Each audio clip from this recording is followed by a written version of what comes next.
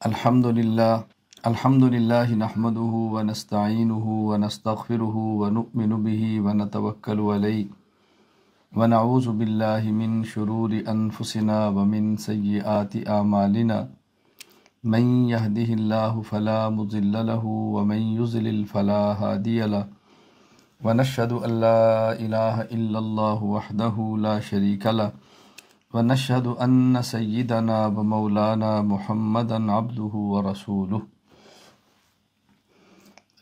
مراد پیغمبر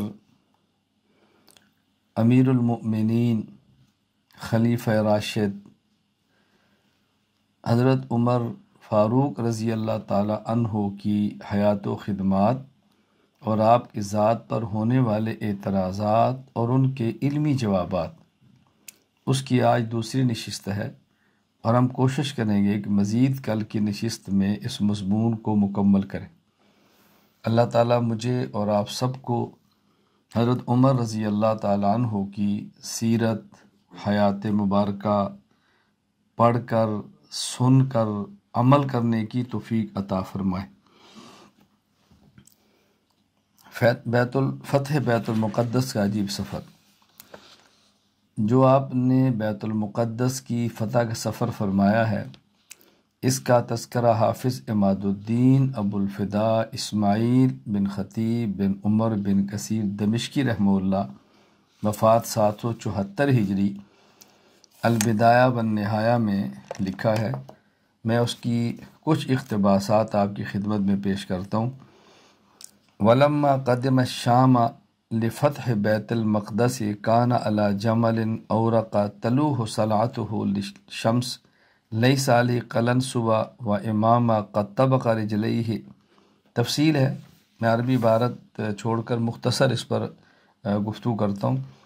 جب حضرت عمر رضی اللہ عنہ بیت المقدس کی فتح کے لیے شام آئے تو آپ ایک خاکی رنگ کے اونٹ پر سوار تھے، اور آپ رضی اللہ عنہ کے سر کا وہ حصہ جہاں سے بال جڑے ہوئے تھے دھوپ میں چمک رہا تھا، یعنی اگلے حصے سے کچھ بال مبارک گرے ہوئے تھے۔ اس وقت آپ کے سر پر نہ عمامہ تھا نہ ہی ٹوپی تھی، گرمی تھی اور آپ اس سفر کے اندر چل رہے تھے۔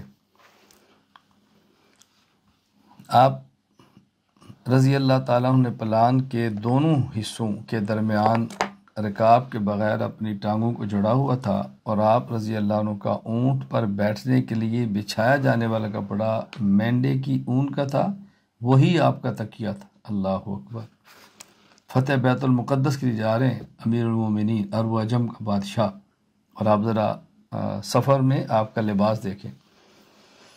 آپ رضی اللہ عنہ کو بچھونا ہوتا وہی آپ کا تکیہ ہوتا، جہاں پڑاؤ ڈالتے وہی آپ کا بچھونا ہوتا، سبحان اللہ۔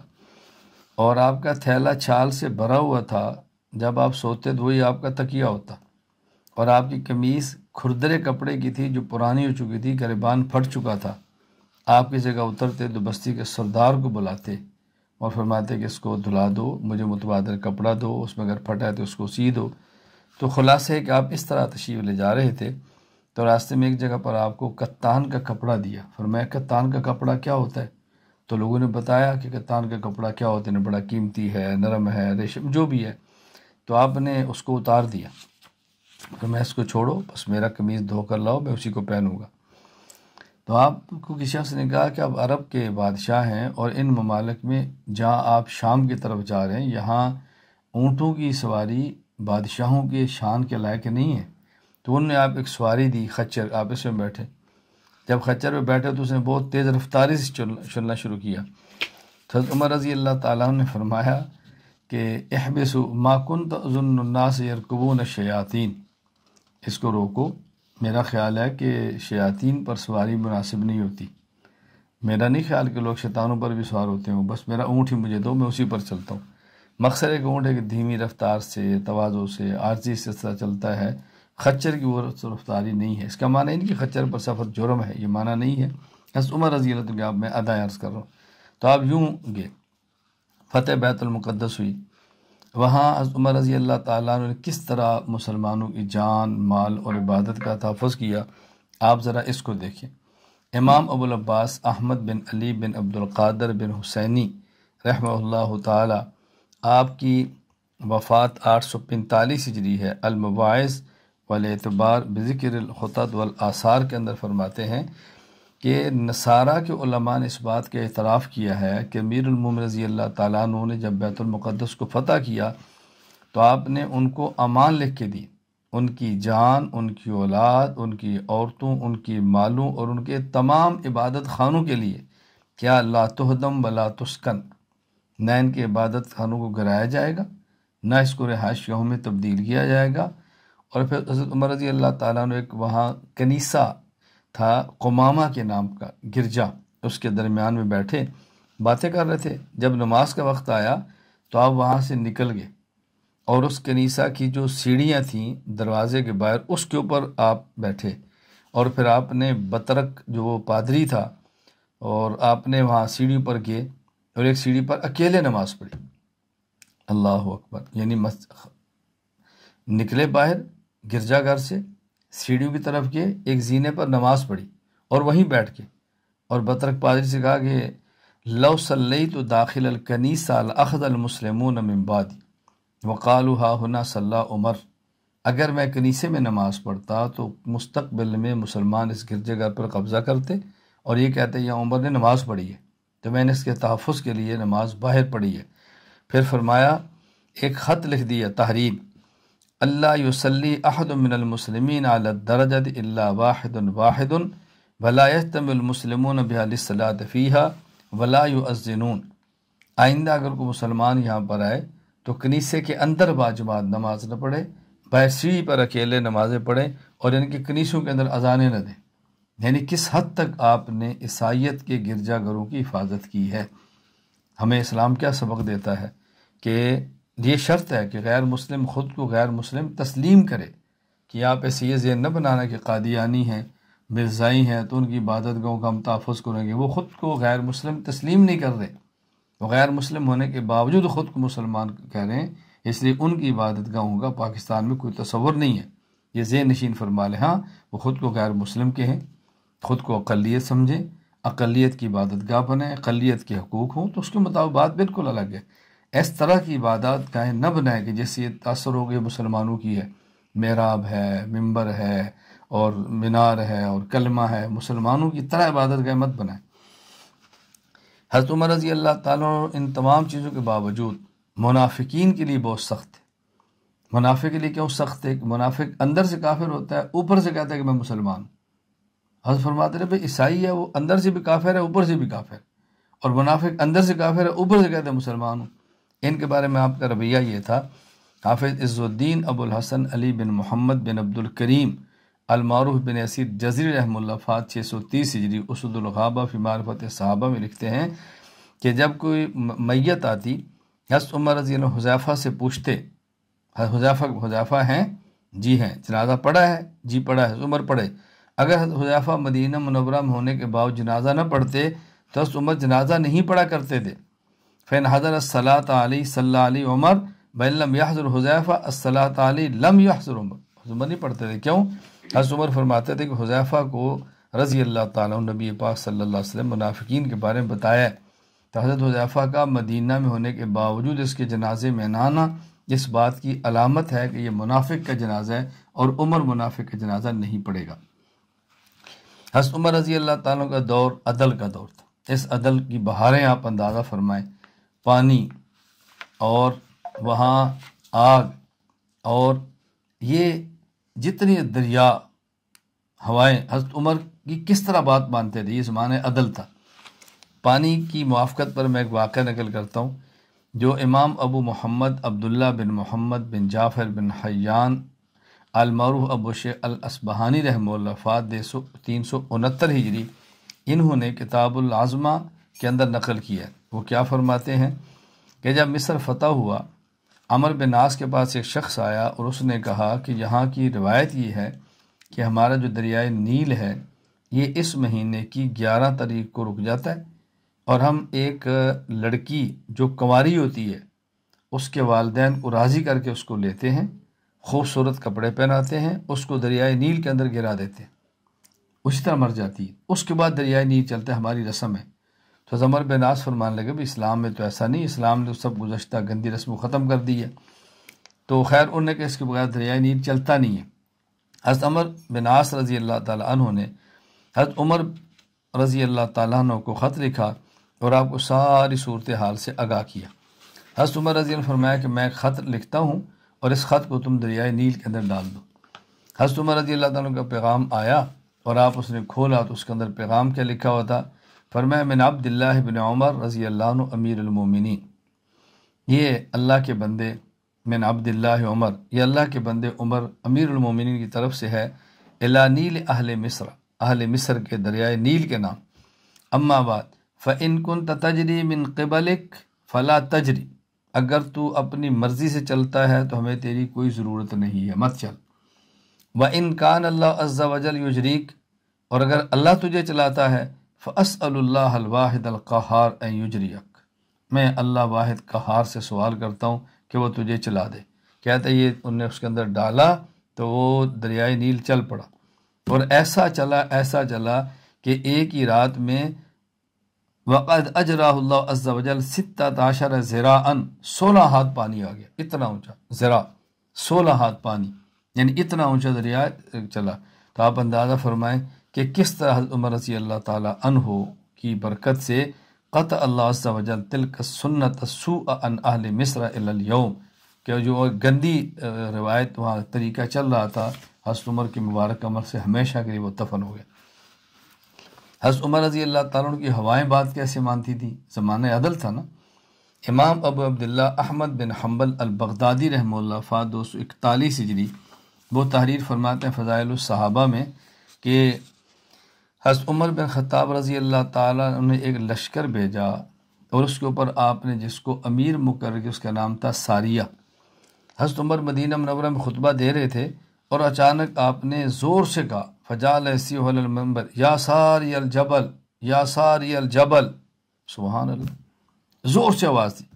کہتے کچھ وقت گزرا، حضرت ساریہ رضی اللہ تعالیٰ عنہ کا ایک قاصد تھا، حضرت عمر کی خدمت میں آیا تو انہوں نے کہا ہم میدان جنگ میں تھے اور دشمن سے ہمیں شکست کا خطرہ تھا، اچانک زور سے ہمارے کان میں آواز ہے یا ساریہ جبل، یعنی اے ساریہ پہاڑ کی اوٹ کے اندر آ جاؤ، پہاڑ کی پناہ میں آؤ، پہاڑ کی اوٹ کے اندر آ۔ تو ہم پہاڑ کی اوٹ کے اندر آئے، اب ظاہر پیچھے پہاڑ ہے تو ہماری بیک جو تھی پیچھے کی جانب وہ محفوظ ہو گئی، تو دشمن سے ہم بچ گئے۔ تو انہوں نے کہا کہ اللہ تعالیٰ نے ان کو شکست عطا فرما دی۔ فقیل علی عمر یعنی الخطاب انک کنت تصیح بذلک، یعنی حضرت عمر نے یہاں سے آواز دی اور اللہ نے وہاں کتنے دور ہوا نے حضرت عمر رضی اللہ تعالیٰ کی آواز وہاں تک پہنچا دی۔ آگ آپ کی بات کیسے مانتی؟ اس پر ایک واقعہ سماعت فرمائیں۔ امام تاج الدین عبد الوہاب بن تقی الدین سبکی رحمہ اللہ وفات 771 ہجری طبقات الشافیہ میں لکھتے ہیں کہ کانت تخرج من کہف فی جبل فتحرق ما اصابت فخرجت فی زمن عمر، کہ مدینہ منورہ کے ایک پہاڑ کی غار سے آگ نکلتی تھی جو آس پاس کی تمام چیزوں کو جلا کر رکھ دیتی تھی۔ حضرت عمر کے دور میں آگ نکلی، حضرت عمر نے ابو موسیٰ اشعری رضی اللہ تعالیٰ عنہ یا تمیم داری رضی اللہ فرمایا ان یدخلها الکہف فجعل یحبسها بردائه حتی ادخلها الکہف فلم تخرج بعد، سبحان اللہ۔ انہوں نے فرمایا کہ جاؤ اس آگ کو غار میں دھکیل دو، آگ کو غار کی طرف دھکیلو۔ انہوں نے غار کے اندر آگ کو دھکیل دیا، کہتے ہیں اس دن سے لے کر آج تک دوبارہ وہ آگ جو تھی وہ غار کے اندر سے باہر نہیں آئی، سبحان اللہ۔ حضرت عمر رضی اللہ تعالیٰ عنہ کا ذوق تھا علمی، آپ علمی مجالس حتیٰ کہ مناظرہ کی مجالس منعقد کرواتے۔ جو لوگ مناظرہ کو خلاف شریعت سمجھتے ہیں وہ ذرا اس پر ضرور توجہ دیں کہ علم مناظرہ کی مجالس ہوتی، یعنی علمی مجالس میں مناظرے ہوتے۔ یہ جو میں کہہ رہا ہوں مناظرہ کا لفظ ہوگا جو میں آپ کی خدمت میں تحریر پیش کر رہا ہوں۔ امام ابو بکر احمد بن علی الخطیب بغدادی رحمہ اللہ وفات 463 ہجری، الفقی والمتفقہ، باب القول فی السؤال عن الحادث والکلام، اس میں لکھتے ہیں حضرت عمر اور علی بن ابی طالب اور دیگر صحابہ انہم تکلموا فی احکام الحوادث قبل نزولها، آنے والے جدید فقہی مسائل میں گفتگو فرماتے تھے، وتناظروا فی علم الفرائض والموارث، اور علم الفرائض اور میراث کے مسائل میں مناظرہ کرتے تھے، وَتَبِعَهُمْ عَلَى هَذِهِ السَّبِيلِ التَّابِعُونَ وَمَنْ بَعْدَهُم مِّن فُقَهَاءِ الْأَمْصَارِ، اور یہی طریقہ بعد میں تابعین اور دیگر لوگوں میں جاری رہا۔ فَكَانَ ذَلِكَ إِجْمَاعًا مِّنْهُمْ عَلَى أَنَّهُ جَائِزٌ غَيْرُ مَكْرُوهٍ وَمُبَاحٌ غَيْرُ مَحْظُورٍ، گویا کہ اس بات پر اجماع ہو گیا کہ دینی معاملات پہ مناظرہ کرنا جائز ہے، مکروہ نہیں ہے، مباح ہے اور ناپسندیدہ نہیں ہے۔ مجھے میں صرف بہت ساری باتیں درمیان میں نہیں کہہ رہا کہ ہماری گفتگو مکمل ہی نہیں، ورنہ میں درمیان میں بہت ساری گفتگو آپ کی خدمت میں پیش کرتا اور ہر موقع پر میں کوئی نہ کوئی باتیں آپ کی خدمت میں پیش کرتا۔ میں یہاں پر ایک چھوٹی سی بات عرض کرتا ہوں۔ ایک جگہ ترکیہ میں ایک شیخ تھے بہت بڑے، میری ان سے ملاقات ہوئی اور ان کو میرا تعارف اس طرح کرایا گیا کہ یہ مناظر ہے، تو انہیں گفتگو پہلے ہی میں کہہ دیا کہ مناظرہ ٹھیک نہیں ہے، مباحثہ ٹھیک نہیں ہے، جدل ٹھیک نہیں ہے، امت میں انتشار ہوتا ہے، نقصان ہوتا ہے۔ تو میں نے ان سے کہا کہ دنیا میں کوئی ایک شخص بھی ایسا نہیں کہ جو مناظرہ نہ کرے۔ کیسے؟ میں نے کہا خود ابھی مناظرہ شروع کر دیا۔ مناظرہ کا معنی کیا ہوتا ہے کہ بندہ جس بات کو ٹھیک سمجھے اس پر دلائل دے اور جس کو غلط سمجھے اس پر دلائل دے۔ آپ جو مناظرہ کو ٹھیک نہیں سمجھتے تو آپ نے مناظرہ پر دلائل دینے شروع کر دیے، آپ نے مناظرہ کا رات شروع کر دی ہے، اور میں آپ کا مہمان ہوں، آپ نے میرے مہمان ہونے کا بھی خیال نہیں کیا، آپ شروع ہو گئے، میرا آپ کا تعارف بھی پرانا نہیں، پھر بھی شروع ہو گئے۔ یہی تو مناظرہ ہے۔ اور مناظرہ کسے کہتے ہیں؟ تو خاموش ہو گئے وہ۔ میں اس لیے گزارش کر رہا ہوں کہ اس بات کو اچھی طرح ذہن نشین فرما لیں۔ میں آپ کو یہ نہیں کہتا مناظرہ ضرور کریں، جس کے لیے آپ میرا مستقل کتابچہ ہے اصول مناظرہ، اس کو پڑھیں گے تو آپ کو اندازہ ہوگا کہ مناظرہ کے بارے میں ہمارا مزاج کیا ہے۔ میں تو مناظرہ کو علمی جنگ سمجھتا ہوں، علمی جنگ، اور جنگ اللہ سے مانگتے نہیں ہیں، آ جائے تو اس میں کھڑے ہو جاتے ہیں، بس بات صرف اتنی ہے۔ چلیں خیر، حضرت عمر رضی اللہ تعالیٰ عنہ اپنے عقائد کے معاملے میں کس طرح کھل کر بات فرماتے ہیں کہ ہم حق پر ہیں اور ہمارا مخالف باطل پر ہے۔ کیونکہ یہ بات ذہن نشین فرما لیں کہ جو اعتقادات ہیں، عقائد، اس میں یہ نظریہ رکھنا ضروری ہے کہ ہم حق پر ہیں، ہمارا مخالف باطل پر ہے۔ اور جو فقہی اور اجتہادی مسائل ہیں فروعی، اس میں ذہن رکھنا ضروری ہے کہ ہمارا مسئلہ درست ہے، غلطی کا احتمال بھی ہے، دوسرے کا مسئلہ خطا ہے، درست ہونے کا احتمال بھی ہے۔ لیکن اعتقادات میں یہ نہیں ہوتا کہ ہو سکتا ہے ہمارا عقیدہ غلط ہو، ایسا نہیں ہوتا۔ حضرت عمر رضی اللہ عنہ کا ایک واقعہ میں اس پہ بطور دلیل کے پیش کرتا ہوں۔ امام ابو عبداللہ محمد بن اسماعیل بخاری رحمہ اللہ، وفات 256 ہجری، صحیح بخاری حدیث نمبر 2731، وہ فرماتے ہیں کہ حضرت عمر رضی اللہ عنہ فرماتے ہیں فاتحت نبی اللہ فقلت الست نبی اللہ حقا قال بلا قلت السنا علی الحق وعدونا الباطل قال بلا۔ یعنی حدیبیہ کے موقع پر جب صلح ہو رہی تھی تو ظاہر صلح بظاہر ایسی تھی جیسے شکست ہوتی ہے، تو حضرت عمر نے کہا یا رسول اللہ کیا آپ اللہ کے برحق نبی نہیں ہیں؟ فرمایا کیوں نہیں؟ کیا ہم حق پر نہیں ہیں؟ کیوں نہیں؟ کیا دشمن باطل پر نہیں ہے؟ کیوں نہیں؟ تو پھر یہ کیا ہو رہا ہے؟ تو حضور نے فرمایا عمر اللہ تعالیٰ اپنے نبی کو محروم نہیں کرتے، یہی فتح ہے۔ ایک وقت آئے گا تمہیں سمجھ آئے گی کہ اس صلح کے اندر ہم نے کتنے فوائد سمیٹے ہیں، کتنے فوائد سمیٹے۔ یا صرف ایک بات میں بطور وضاحت کی عرض کر دوں، یہ تو فرماتے نا کیا آپ اللہ کے نبی نہیں ہیں، کیا ہم حق پر نہیں ہیں، یہ جو استفہام ہے نا سوالیہ، یہ انکار نہیں ہوتا، اس کو عربی زبان میں کہتے ہیں استفہام تقریری۔ ایک سوال وہ ہوتا ہے کہ جس میں اپنی بات کو پختہ اور پکا کیا جاتا ہے، جس طرح اللہ نے عالم الماء میں ہم سے خطاب کیا الست بربکم، کیا میں تمہارا رب نہیں ہوں؟ اور جس طرح باپ اپنے بیٹے سے کہتا ہے کیا تمہارا والد نہیں ہوں میں، مجھے حق نہیں میں تمہیں ڈانٹوں۔ استاد اپنے شاگرد سے کہتا ہے کیا میں تمہارا باپ، شاگرد سے کہتا ہے کیا میں تمہارا استاد نہیں ہوں؟ استاد شاگرد کو ڈانٹ نہیں سکتا، تو اب اس کا معنی ہوتا ہے کر سکتا ہے۔ تو اسی طرح عمر فرماتا ہے کیا آپ اللہ کے نبی نہیں ہیں، یعنی آپ اللہ کے نبی ہیں، اسے کہتے ہیں استفہام تقریری۔ اور ایک ہوتا ہے استفہام انکاری، یعنی آدمی سوال اس طرح کرتا ہے کہ گویا بات کا انکار کر رہا ہے، جس طرح اللہ فرماتا ہے کہ فتکفرون باللہ، تم کیسے اللہ کا انکار کرتے ہو؟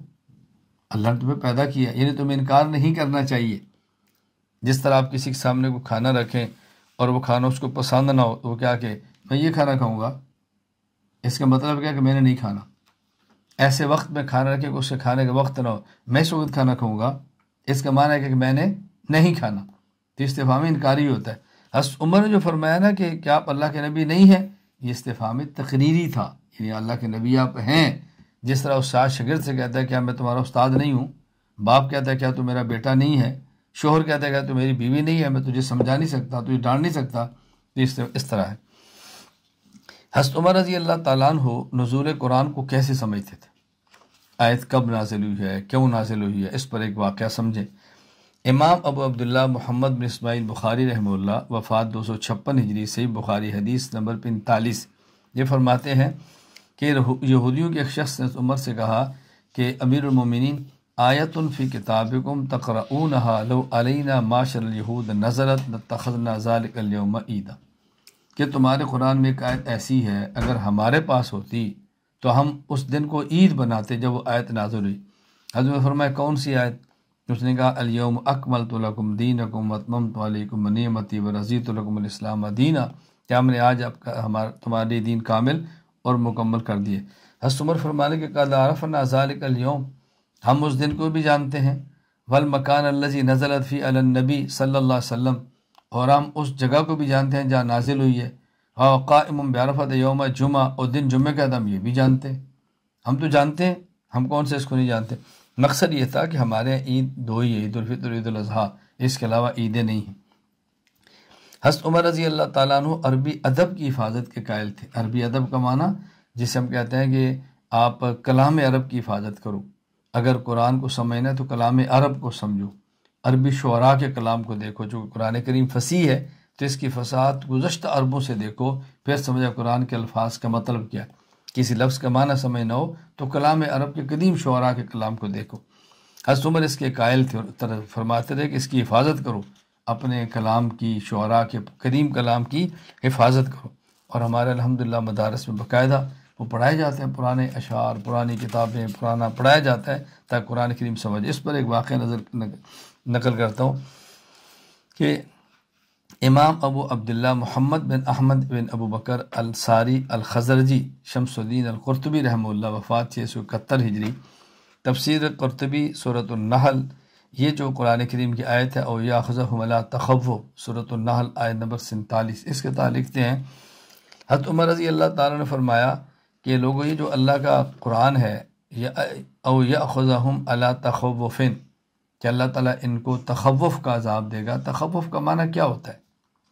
اللہ تعالیٰ ان کفار کو تخوف کا عذاب دے گا۔ تخوف کا معنی کیا ہوتا ہے؟ تخوف کا معنی ہوتا ہے کم ہونا، یعنی یہ بھی ایک عذاب ہوگا کہ ان کو آہستہ آہستہ اللہ کم کر دیں گے، ابھی تو بہت زیادہ ہے، آہستہ سے کم، یہ بھی ان کی پکڑ ہوگی۔ یہ تخوف کا معنی کیا ہے؟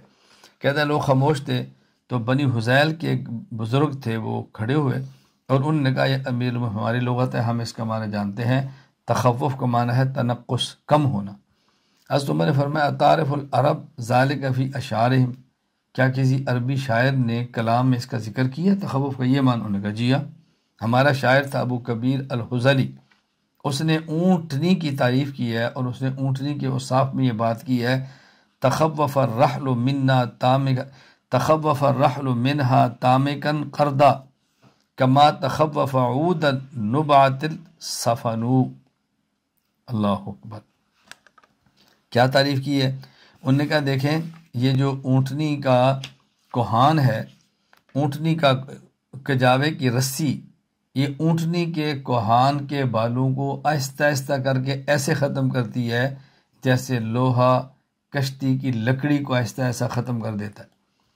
یعنی جب اونٹ کے اوپر کجاوا رکھا ہوتا ہے نا، کجاوے کی لکڑی ہوتی ہے، وہ یہ رگڑتی رہتی ہے، اس طرح سے بال ختم کر دیتی ہے۔ جس طرح کشتی کے اندر لوہا لگاؤ، وہ لکڑی سے رگڑے تو آہستہ آہستہ لکڑی کھچنا شروع ہو جاتی ہے۔ تو یہاں تخوف کو نے کیا بیان کیا؟ آہستہ آہستہ کم ہونا۔ الفاروق اعظم رضی اللہ تعالیٰ عنہ عقائد کے بارے میں بڑی کھلی بات فرماتے تھے۔ مثلا نصارہ کی تردید کی ہے تو آپ فرماتے ان عیسیٰ لا اب لہ، حضرت عیسیٰ بغیر باپ کے پیدا ہوئے۔ امام معمر بن ابو عمر راشد رحمہ اللہ، وفات 153 ہجری، الجامع لمعمر بن راشد باب الاسماء والکنہ، حدیث نمبر 19857 میں اس کو ذکر کیا۔ عقید ختم نبوت کے بارے میں عمر رضی اللہ بڑی کھلی رائے بیان فرماتے۔ امام ابو الفضل قاضی ایاز بن موسیٰ رحمہ اللہ، وفات 544 ہجری، الشفاء بتعریف حقوق المصطفیٰ، الفصل السابع میں فرماتے ہیں حضرت عمر بن خطاب رضی اللہ تعالیٰ عنہ ایک دن گفتگو کی سبحان قال فی کلام بقا بہ النبی صلی اللہ علیہ وسلم، یعنی ایسی گفتگو کی کہ اللہ کے نبی گفتگو سن کر آپ دیدہ ہو گئے۔ وہ گفتگو کیا دی؟ قالا بے ابی انت و امی یا رسول اللہ، اللہ کے نبی میرا والد اور میری ماں آپ پر فدا ہو، میرے والدین آپ کے اوپر فدا ہو۔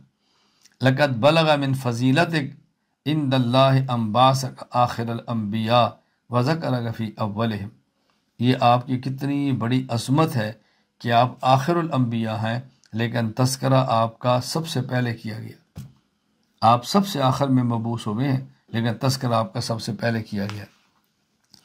حضرت عمر رضی اللہ تعالیٰ عنہ کا ایک مناظرہ ہے اور مجوسی سے ہے۔ حضرت عمر رضی اللہ تعالیٰ عنہ کا مجوسی کے ساتھ عذاب قبر پر آپ کا مناظرہ ہوا۔ اس کی حقیقت کیا تھی؟ شاہ عبدالعزیز محدث دہلوی رحمہ اللہ تعالی وفات 1239 ہجری، انہوں نے واقعہ نقل کیا تحفہ اثنا عشریہ باب ہشتم عقیدہ سوئم کے تحت۔ حضرت فرماتے ہیں کہ ایک مجوسی آپ کے پاس آیا اور اس کے پاس 3 کھوپڑیاں تھیں۔ اس نے کہا یہ کھوپڑی میرے باپ کی ہے، یہ میری ماں کی ہے، یہ میرے بھائی کی ہے، اور یہ دونوں مجوسیت پر مرے ہیں، اور آپ کہتے ہیں کہ قبر میں میت کو عذاب ہوتا ہے اور عذاب آگ کا ہوتا ہے، آگ تو گرم ہوتی ہے تو ان کی کھوپڑیاں تو ٹھنڈی ہیں، تو پھر ان کو عذاب کیسے ہو رہا ہے؟ یہ حضرت نے فرمایا کہ وہ لے کر آئے 3 کھوپڑیاں۔ حضرت عمر رضی اللہ تعالیٰ نے فرمایا کہ تم ایسا کرو، ایک لوہا لاؤ اور ایک پتھر لاؤ۔ لوہا اور پتھر لاؤ، پھر میں اس کو ہاتھ پہ رکھو، یہ دیکھو دونوں ٹھنڈے ہیں، کہا جی ٹھنڈے ہیں۔ تو آپ نے اس لوہے کو زور سے پتھر پہ مارا، اب دیکھو، کہا جی گرم ہے۔ تو پھر میں آگ کہاں سے آئی؟ اس نے کہا جی آگ اندر تھی، رگڑنے سے نکلی ہے نا۔ فرمایا اس طرح کھوپڑیوں کے اندر آگ موجود ہے جو نظر نہیں آ رہی۔ تو کہتے اس مجوسی کے بارے میں کہ مجوسی توبہ کرد و با اسلام مشرف شد، اس نے توبہ کی اور مسلمان ہو گیا۔ حضرت عمر رضی اللہ تعالیٰ کا اپنا مناظرہ ہے۔ آج ایک بہت بڑی بیماری ہے کہ ہر طرف سے فتنے ہیں اور شبہات اور وسوسے ڈالے جا رہے ہیں، اور لوگ قرآن کریم کا نام لے کر وسوسے ڈالتے ہیں۔ حضرت عمر رضی اللہ تعالیٰ نے نسخہ دیا ہے کہ شبہات سے بچنا ہے تو کیسے بچو۔ امام ابو عمر یوسف بن عبد البر القرطبی المالکی رحمہ اللہ وفات 463 ہجری، جامع و بیان علم و فضل ہی باب ذکر منظم الاکثار اور حدیث نمبر 1927 یہاں فرماتے ہیں کہ عمر بن خطاب رضی اللہ تعالیٰ نے فرمایا سیاتی قوم یجادلونکم بشبہات القرآن، ایک قوم آئے گی جو تم سے مباحثے کرے گی اور قرآنی شبہات کو پیش کرے گی، آیات متشابہات پیش کرے گی، قرآنی شبہات کو پیش کرے گی۔ تم نے کیا کرنا ہے؟ فخذوہم بالسنن، تم اگر ان سے گفتگو کرنی پڑے تو گفتگو سنت کے ذریعے کرنا کہ نبی پاک صلی اللہ علیہ وسلم کی سنت کیا ہے۔ فَإِنَّ أَصْحَابَ السُّنَنِ أَعْلَمُ بِكِتَابِ اللَّهِ عَزَّ وَجَلَّ، اس لیے کہ سنت کو جاننے اور ماننے والا ہی کتاب اللہ کی مراد کو صحیح سمجھ سکتا ہے۔ تو آئے لوگ کہتے ہیں قرآن کریم کے اندر یہ آیا ہے، تو ہم کہتے ہیں بھی قرآن کریم کا معنی کیا ہے، اس پر اللہ کے نبی نے کیسے عمل کیا ہے، جس پر قرآن اترا ہے ان کی بات کرو۔ میں نے پہلے بھی گزارش کی ہے کہ میں بہت ساری باتیں یہاں کروں گا لیکن وقت کم ہے، میں نہیں کر رہا کہ ہمارا ایک کورس رہ جانا ہے، ورنہ میں ایک ایک بات کو مسائل اور دلائل سے آپ کو سمجھاتا کہ اس کا مطلب کیا ہے۔ غیر مسلموں کے جو تہوار ہوتے ہیں، لوگ ہم سے پوچھتے ہیں اس موقع پر کیا کریں، یہ غیر مسلم کا تہوار ہے، ہم ان کے پاس جائیں، ان کو مبارک دیں، کیا کریں؟ حضرت عمر رضی اللہ تعالیٰ کا رویہ کیا تھا، ذرا اس کو سمجھیں۔ امام ابو بکر عبدالرزاق بن حمام الصنعانی رحمہ اللہ وفات 211 ہجری المصنف میں فرماتے ہیں، فرمایا عمر بن خطاب رضی اللہ تعالی عنہ نے فرمایا لا تعلموا رتانۃ الاعاجم، اجمیوں کی زبان مت سیکھو، اجمیوں کی زبان مت سیکھو، یعنی اجمیوں کی ایسی زبان کہ جو اسلامی تہذیب سے آپ کو دور کر دے، یہ مفہوم ہے، اس کو مت سیکھو۔ بلا تدخلوا علیہم فی کنائسہم یوم عیدہم، اور جو ان کے عید کے دن ہیں اس دن ان کے گرجا گھروں میں مت جاؤ۔ فإن السخطۃ تنزل علیہم، اس لیے کہ اللہ کی ناراضگی ان کے اوپر اس دن نازل ہوتی ہے۔ تو اس سے کیا معلوم ہوا کہ جو غیر مسلموں کے مذہبی تہوار ہیں اس میں شرکت نہیں کرنی چاہیے، اور بلا وجہ غیر مسلموں کی زبان نہیں سیکھنی چاہیے۔ میں اس لیے کہا کرتا ہوں کہ ہم سب سے پہلے مسلمان ہیں، ہم عربی سیکھیں، اس کے بعد ہمارے اردو بولنے والے پاکستانی ہندوستانی ہیں، اپنی اردو زبان سیکھیں۔ اس کے بعد ہماری ضرورت ہے، کوئی رشیا میں رہتا ہے تو اس کی ضرورت ہے، کوئی چائنا میں رہتا ہے تو اس کی ضرورت ہے، کوئی یورپ میں رہتا ہے تو اس کی ضرورت ہے، جو جس ملک میں رہتا ہے اس کی ضرورت ہے، اس کو ضرورت کے درجے میں سمجھے۔ مجھے نہایت افسوس ہوتا ہے کہ جب ہمارے مسلمان گھرانے، ہندوستان پاکستان سے تعلق رکھنے والے اپنی زبان کے اردو لفظ نہیں جانتے اور انگریزی لفظ بولتے ہیں، کس حد تک یہ احساس کمتری ہے اور کس حد تک ذہنی پستی اور ذہنی غلامی ہے۔ اور ہم سمجھتے ہیں کہ غیر کی زبان بولیں گے ہم ترقی کریں گے۔ کہ چائنا ترقی نہیں کی، انگلش نہیں آتی، رشیا نے ترقی نہیں کی، اس کو انگریزی نہیں آتی، ترکیہ نے ترقی نہیں کی، ان کو انگریزی نہیں آتی، تو کیا ہوا اس سے؟ زبانیں خیر میں نے پہلے عرض کیا کہ میں بہت جی چاہتا ہوں ان موضوعات پر بات کروں، لیکن اس کورس سے رہ جانے، اس لیے میں بات مختصر کر رہا ہوں۔ حضرت عمر رضی اللہ تعالیٰ عنہ کس حد تک توحید کے قائل تھے اور کس حد تک سنت کو محبوب رکھتے تھے، اللہ اکبر۔ امام ابو عبداللہ محمد بن اسماعیل بخاری رحمہ اللہ، وفات 256 ہجری، صحیح بخاری حدیث نمبر 1597 فرماتے ہیں حضرت عمر رضی اللہ تعالیٰ حجر اسود کے پاس آئے، حجر اسود کو بوسہ دیا اور پھر کیا فرمایا؟ انی عالم انک حجر لا تضر ولا تنفع، میں جانتا ہوں کہ تو پتھر ہے، نہ نقصان دے سکتا ہے نہ نفع دے سکتا ہے۔ ولولا انی رأیت النبی صلی اللہ علیہ وسلم یقبلک ما قبلتک، اگر اللہ کے پیغمبر نے تجھے بوسہ نہ دیا ہوتا تو میں تجھے بوسہ نہ دیتا۔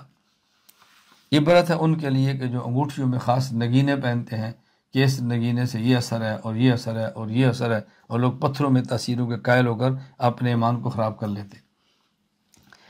حضرت عمر رضی اللہ تعالیٰ عنہ تقلید کے قائل تھے، اور اس کو کس انداز میں سمجھاتے؟ تقلید کہتے ہیں بادلیل بات کو بلا مطالبہ دلیل مان لینا۔ اس کی ایک قسم تقلید مطلق اور ایک قسم تقلید شخصی۔ تقلید مطلق کسی بھی مجتہد کی بلا بادلیل بات کو بلا مطالبہ دلیل ماننا۔ تقلید شخصی کا معنی کسی خاص مجتہد کی بادلیل بات کو بلا مطالبہ دلیل ماننا۔ حضرت عمر کس طرح تقلید کا قائل تھے؟ آپ سماعت فرمائیں۔ امام ابو بکر عبداللہ بن محمد بن ابی شیبہ العنبسی الکوفی رحمہ اللہ، وفات 235 ہجری، المصنف میں فرماتے ہیں حدیث نمبر 33567 فرماتے ہیں عمر بن خطاب رضی اللہ تعالیٰ عنہ نے ایک مرتبہ خطبہ دیا جابیہ کے مقام پر، اور کیا فرمایا؟ من احب ان یسأل عن القرآن فلیات ابی بن کعب، جو شخص قرآن کے بارے میں کوئی مسئلہ معلوم کرنا چاہتا ہے تو ابی بن کعب سے پوچھے۔ ومن احب ان یسأل عن الفرائض فلیات زید بن ثابت، جو میراث کا مسئلہ پوچھنا چاہتا ہے تو زید بن ثابت سے پوچھے۔ ومن احب ان یسأل عن الفقہ فلیات معاذ بن جبل، جو فقہی مسئلہ پوچھنا چاہتا ہے تو معاذ بن جبل کے پاس آئے۔ ومن احب ان یسأل عن المال فلیاتنی فإن اللہ جعلنی خازنا وقاسما، اور اگر کسی کو مالی ضرورت ہے تو میرے پاس آئے، اللہ تعالیٰ نے مجھے تمہارے اوپر مقرر کیا ہے، میں ذمہ دار ہوں تمہارے مال کی حفاظت کا بھی اور تمہارے درمیان مال کے تقسیم کرنے کا بھی۔ ہمارے نظریات میں نظریہ ہے توسل۔ توسل ایک ہے بالذات، ایک ہے بالدعا، ایک ہے بالاعمال۔ توسل بالذات کا معنی کیا ہے؟ اے اللہ فلاں کے طفیل فلاں کی برکت سے میرا کام فرما دے۔ توسل بالدعا کیا ہے؟ اللہ سے دعا مانگے اللہ میرا کام فرما دے۔ توسل بالاعمال کیا ہے؟ کہ انسان نیک عمل کرے، اللہ سے دعا مانگے یا اللہ یہ میرا نیک کام قبول فرما لے اور اس کی برکت سے میرا کام کرا دے۔ تو بہت سارے لوگ توسل بالدعا کے قائل ہیں، بالاعمال کے قائل ہیں، لیکن بالذات کے قائل نہیں۔ حضرت عمر رضی اللہ تعالیٰ عنہ توسل بالذات کی بھی قائل تھے، کسی کی ذات سے وسیلہ دینا۔ چنانچہ امام ابو عبداللہ محمد بن اسماعیل بخاری رحمہ اللہ، وفات 256 ہجری، صحیح بخاری حدیث نمبر 1010 فرماتے ہیں حضرت عمر بن خطاب رضی اللہ تعالیٰ عنہ کے دور میں جب قحط پڑ گیا، اللہ اکبر، استسقا بالعباس بن عبد المطلب، آپ نے اللہ تعالیٰ کو عباس بن عبد المطلب کا وسیلہ دیا اور کیا فرمایا، اللہم انا کننا نتوسل الیک بنبینا فتسقینا، اے اللہ آپ کے پیغمبر صلی اللہ علیہ وسلم جب اس دنیا میں تھے ہم ان کا وسیلہ دے کر دعا مانگتے تھے اور آپ ہمیں پانی دیتے، بارش برساتے تھے۔ وَإِنَّا نَتَوَسَّلُ إِلَيْكَ بِعَمِّ نَبِيِّنَا فَاسْقِنَا، اے اللہ اب ہم آپ کو اللہ کے نبی کے چچا عباس کا وسیلہ دیتے ہیں، آپ ہمیں پانی دیں، بارش برسا دیں۔ قَالَ فَيُسْقَوْنَ، آپ نے وسیلہ دے کر دعا مانگی تو بارش شروع ہو گئی، بارش برسی۔ توسل پر تفصیلی بحث میری فائل ہے، مسئلہ توسل، اس کو پڑھ لیں، میں سارے شبہات کے میں نے جوابات دیے اور اپنے دلائل بھی دیے ہیں۔ فجر کی نماز سے پہلے 2 سنتیں بہت ضروری ہیں، اگر آئیں اور جماعت کھڑی ہو اور یہ یقین ہو کہ میں 2 رکعت سنت پڑھ کر تشہد میں مل سکتا ہوں تو سنت نہیں چھوڑنی چاہیے، اور اگر یہ اندازہ ہو کہ میں نے 2 رکعت سنت پڑھی تو تشہد بھی مجھ سے رہ جائے گا، جماعت چھوٹ جائے گی، تو پھر آپ نماز پڑھ لیں، لیکن جو سنتیں پڑھیں وہ نماز کے فوراً بعد نہیں بلکہ سورج نکلنے کے بعد 15 منٹ بعد یا 12 منٹ اشراق جب ہوتے اس وقت پڑھیں۔ اس پر مستقل میری فائل موجود ہے، دلائل موجود ہے، دوسروں کے دلائل کے جواب موجود ہیں۔ فی الحال میں صرف ایک عمر رضی اللہ تعالیٰ سے مروی حدیث بطور دلیل کے پیش کرتا ہوں۔ امام مسلم بن حجاج القشیری نشاپور رحمہ اللہ وفات 261 ہجری، صحیح مسلم باب الاوقات التی نہا عن الصلاۃ فیہا، ایک روایت لائے ہیں کہ ابن عباس رضی اللہ عنہ فرماتے ہیں سمیت و غیر واحد من صحاب رسول اللہ صلی اللہ علیہ وسلم، میں نے کئی ایک صحابہ سے ایک بات سنی ہے، منہم عمر بن خطاب، ان میں سے عمر بن خطاب ہے، وکان احبہم الیہ، اور مجھے ان میں سب سے زیادہ محبوب عمر تھے، اس لیے میں ان سے روایت نقل کرتا ہوں۔ کیا تھی؟ ان رسول اللہ صلی اللہ علیہ وسلم نہا عن الصلاۃ بعد الفجر حتی تطلع الشمس و بعد العصر حتی تغرب الشمس، نبی پاک صلی اللہ علیہ وسلم نے فجر کی نماز کے بعد کوئی بھی نماز پڑھنے سے منع فرمایا ہے سورج کے نکلنے تک۔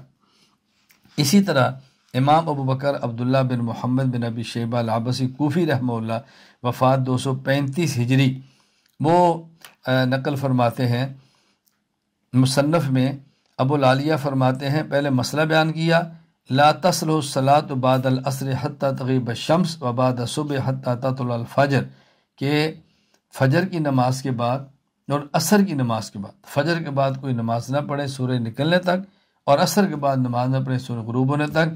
آگے فرماتے ہیں وکان عمر رضی اللہ عنہ یضرب علی ذالک، حضرت عمر کے سامنے کو اس طرح کرتا ہے، عمر رضی اللہ عنہ اس کو درے سے مارتے تھے کہ تو نے ایسا کیوں کیا ہے۔ اس پر میری مستقل فائل موجود ہے سنتوں کے بارے میں۔ امام کے پیچھے قرات نہیں کرنی چاہیے، اہل سنت والجماعت احناف کا یہی مذہب ہے، اس پر مستقل میری فائل کتاب موجود ہے، دلائل موجود ہیں، مخالفین کے دلائل کے جواب بھی موجود ہیں۔ میں صرف حضرت عمر کے حوالہ سے بطور دلیل کے بات پیش کرنے لگا ہوں۔ امام ابو بکر عبدالرزاق بن حمام الصنعانی رحمہ اللہ وفات 211 ہجری المصنف میں لکھتے ہیں باب القراءۃ خلف الامام، 2813 نمبر حدیث۔ حضرت موسیٰ بن عقبہ رضی اللہ عنہ فرماتے ہیں ان رسول اللہ صلی اللہ علیہ وسلم و ابا بکر و عمر و عثمان کانوا ینہون عن القراءۃ خلف الامام، حضرت رسول اللہ صلی اللہ علیہ وسلم، ابو بکر، عمر، عثمان یہ امام کے پیچھے قراءت کرنے سے منع فرماتے تھے۔ اچھا، اسی طرح امام ابو محمد بدر الدین محمود بن احمد بن موسیٰ بن احمد العینی رحمہ اللہ وفات 855 ہجری، عمدۃ القاری شرح صحیح بخاری باب وجوب القراءۃ للامام والماموم کے تحت لکھتے ہیں کان عشرۃ من اصحاب النبی صلی اللہ علیہ وسلم، 10 صحابہ کرام کا ذکر کیا، ینہون للقراءۃ خلف الامام اشد النہی، جو بڑی سختی سے امام کے پیچھے قراءت کرنے سے منع کرتے تھے۔ ان میں کون ہیں؟ ابو بکر صدیق، عمر بن خطاب، عثمان بن عفان، علی بن ابی طالب، عبد الرحمن بن نوف، سعد بن ابی وقاص، عبداللہ بن مسعود، زید بن ثابت، عبداللہ بن عمر اور عبداللہ بن عباس رضی اللہ تعالی عنہم۔ مستقل میری اس پہ فائل موجود ہے۔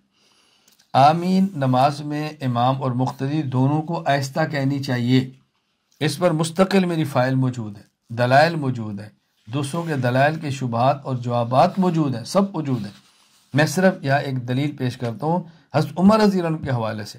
امام ابو جعفر احمد بن محمد بن سلامہ بن عبد الملک الازدی رحمہ اللہ طحاوی وفات 321 ہجری، سنن طحاوی باب قرات بسم اللہ فی الصلاۃ کے اندر فرماتے ہیں عن ابی وائل کان عمر و علی رضی اللہ عنہما لا یجہران بسم اللہ الرحمن الرحیم ولا بالتعوذ ولا بالتامین۔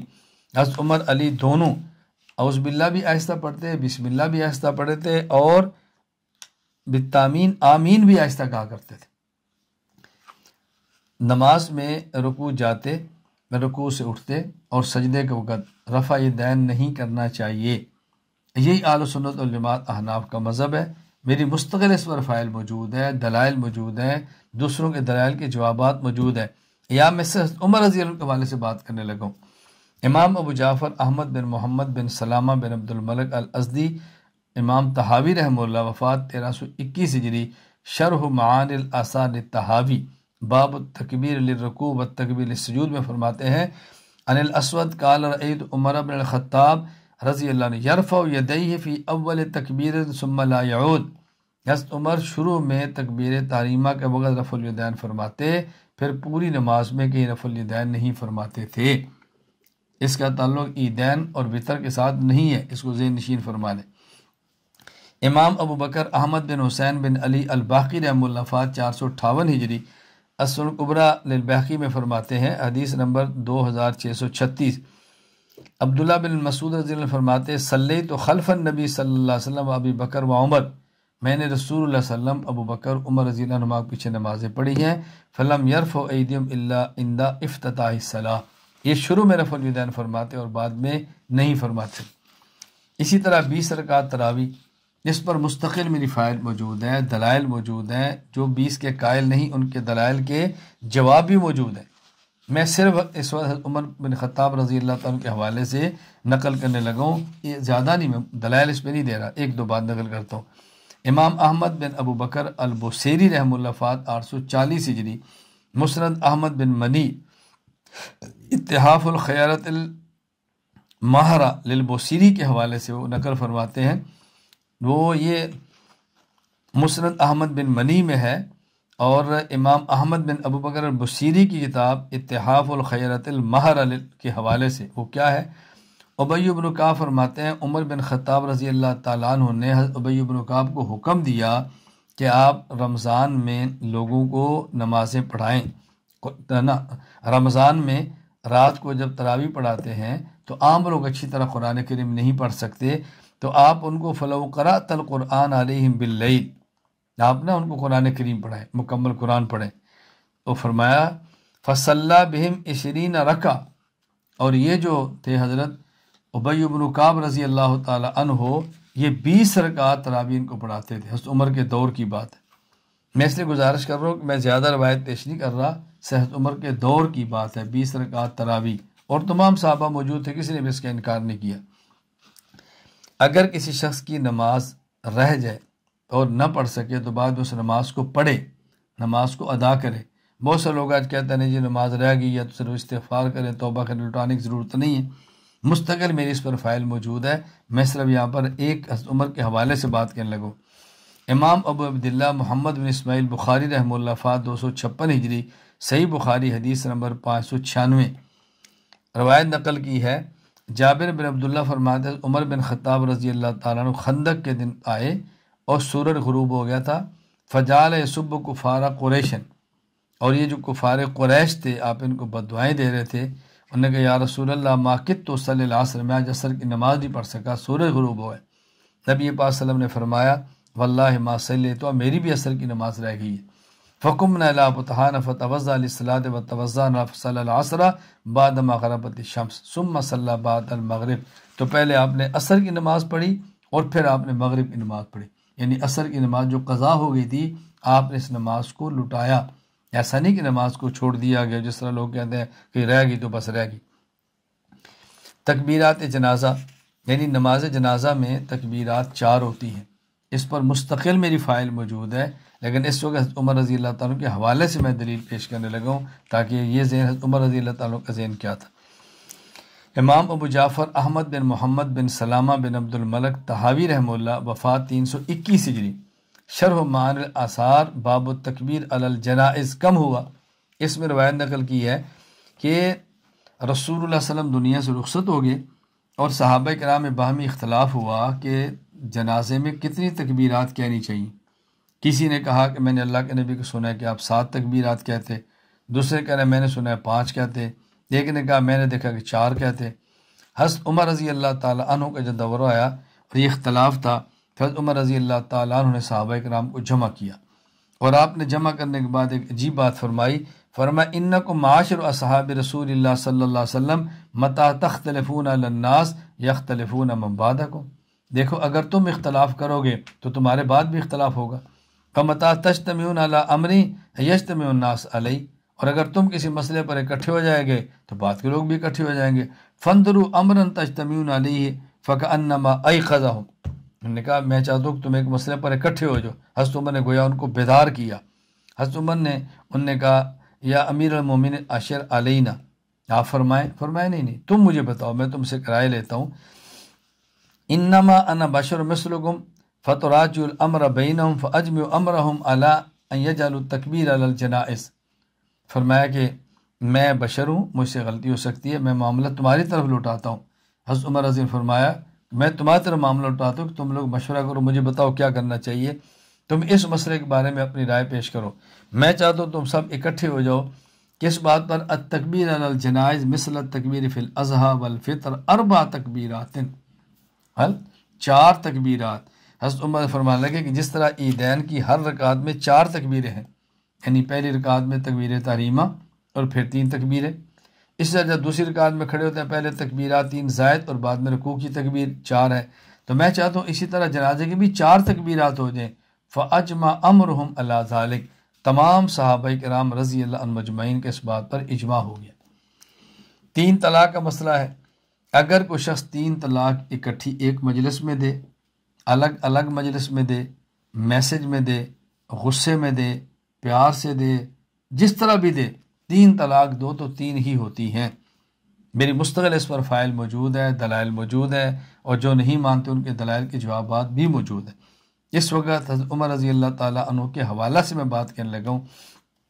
امام ابو بکر عبداللہ بن محمد بن ابی شیبہ الکوفی رحمہ اللہ وفات 235 ہجری، المصنف حدیث نمبر 18089، حضرت انس فرماتے ہیں کان عمر اذا اتي برجل قد طلق امرأته ثلاثا في مجلس اوجعه ضربا وفرق بينهما، حضرت عمر کے پاس کوئی بندہ لایا جاتا جس نے 3 طلاق ایک مجلس میں دی ہوتی، حضرت عمر اس کو مارتے اور بیوی کو الگ کر دیتے، یعنی فرماتے کہ 3 طلاق دو تو 3 ہی ہوتی ہیں۔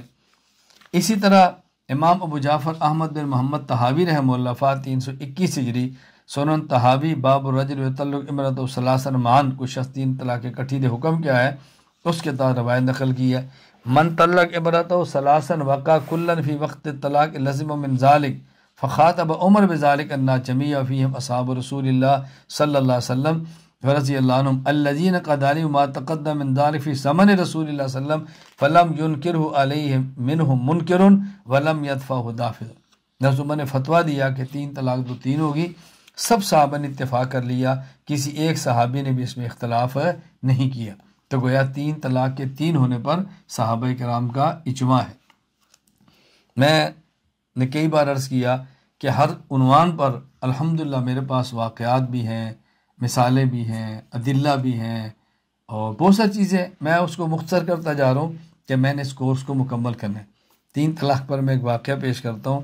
رئیس المناظرین حجت اللہ فی الارض مولانا محمد امین اکاڑوی نور اللہ مرقدہ 3 طلاق کے لیے ایک جگہ پر یہ مناظرہ تھا، اور وہاں گفتگو چل رہی تھی کہ 3 طلاق 3 ہوتی ہے، تو غیر مقلدین نے پولیس سے رابطہ کر کے مناظرہ رکوانے کے لیے ترتیب بنا دی۔ ایس ایچ او آیا، پولیس اسٹیشن کا افسر، تو اس نے کہا طلاق مناظرہ بند کرو۔ حضرت اکاڑی نے فرمایا کہ ہم بہت لمبا سفر کر کے آئے ہیں، مناظرہ تو بند نہیں ہوگا، ہم ثالث تجھے بنا لیتے۔ اس نے کہا میں کہہ رہا ہوں مناظرہ بند کرو، اگر تم نے مناظرہ بند نہ کیا تو میں تمہیں جوتے ماروں گا۔ مولانا محمد امین اکاڑی فرمانے لگے کہ مجھے آپ کی رائے سے اتفاق ہے، آپ مجھے بھی جوتے مارو اور اس غیر مقلد مولوی کو بھی جوتے مارو، ہم دونوں کو جوتے مارو۔ لیکن ترتیب کیا ہوگی کہ جب اس کو 3 مارے تو کہنا 1، پھر 3 مارے تو کہنا 2، پھر 3 مارے تو کہنا 3، اور مجھے 1 مارے تو کہنا 1، پھر دوسرا مارے کہنا 2، پھر مارے کہنا 3، اس کے 3 کو 1 کہنا، میرے 3 کو 3 کہنا، تم جوتے مارنا شروع کر۔ اس نے کہا جی مولانا صاحب کیا مطلب؟ انہوں نے کہا یہ بات جو میں دلائل سے سمجھانا چاہ رہا ہوں وہ شاید تیرے جوتوں سے سمجھ آ جائے۔ میں یہی بات ان کو سمجھا رہا ہوں کہ 3 2 تو 3 ہوتی ہیں، یہ کہتے ہیں 3 2 تو 1 ہوتی ہے، تو تیرے جوتوں سے سمجھ آ جائے گی، شاید میرے دلائل سے ان کو بات سمجھنا ہے۔ تو 3 طلاق دو تو 3 ہی ہوتی ہے، یہ مذاق بازی مت کرو، اللہ کے لیے خدا سے ڈرو۔ جس عورت کو 3 طلاق ہو گئی تو اس نے عدت بھی گزارنی ہے، اور اس کو اس کے خامد نے رہائش بھی دینی ہے اور خرچہ بھی دینا ہے عدت تک۔ اب ایک مسئلہ پیش آیا کہ کسی شخص نے فتویٰ دے دیا کہ نہیں اس کے لیے عدت اور اس کے لیے رہائش نہیں ہے۔ کیوں نہیں ہے؟ کچھ خاتون صحابیہ نے کہا کہ اللہ کے نبی نے ایسا فرمایا۔ اس وقت عمر نے کیا فرمایا ذرا وہ دیکھیں۔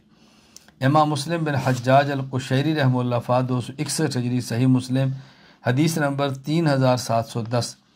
ابو اسحاق فرماتا ہے کہ میں اسود بن یزید کے ساتھ مسجد میں تھا، ہمارے پاس شعبی تھے، اور امام شعبی نے حدیث بیان کی فاطمہ بنت قیس کی۔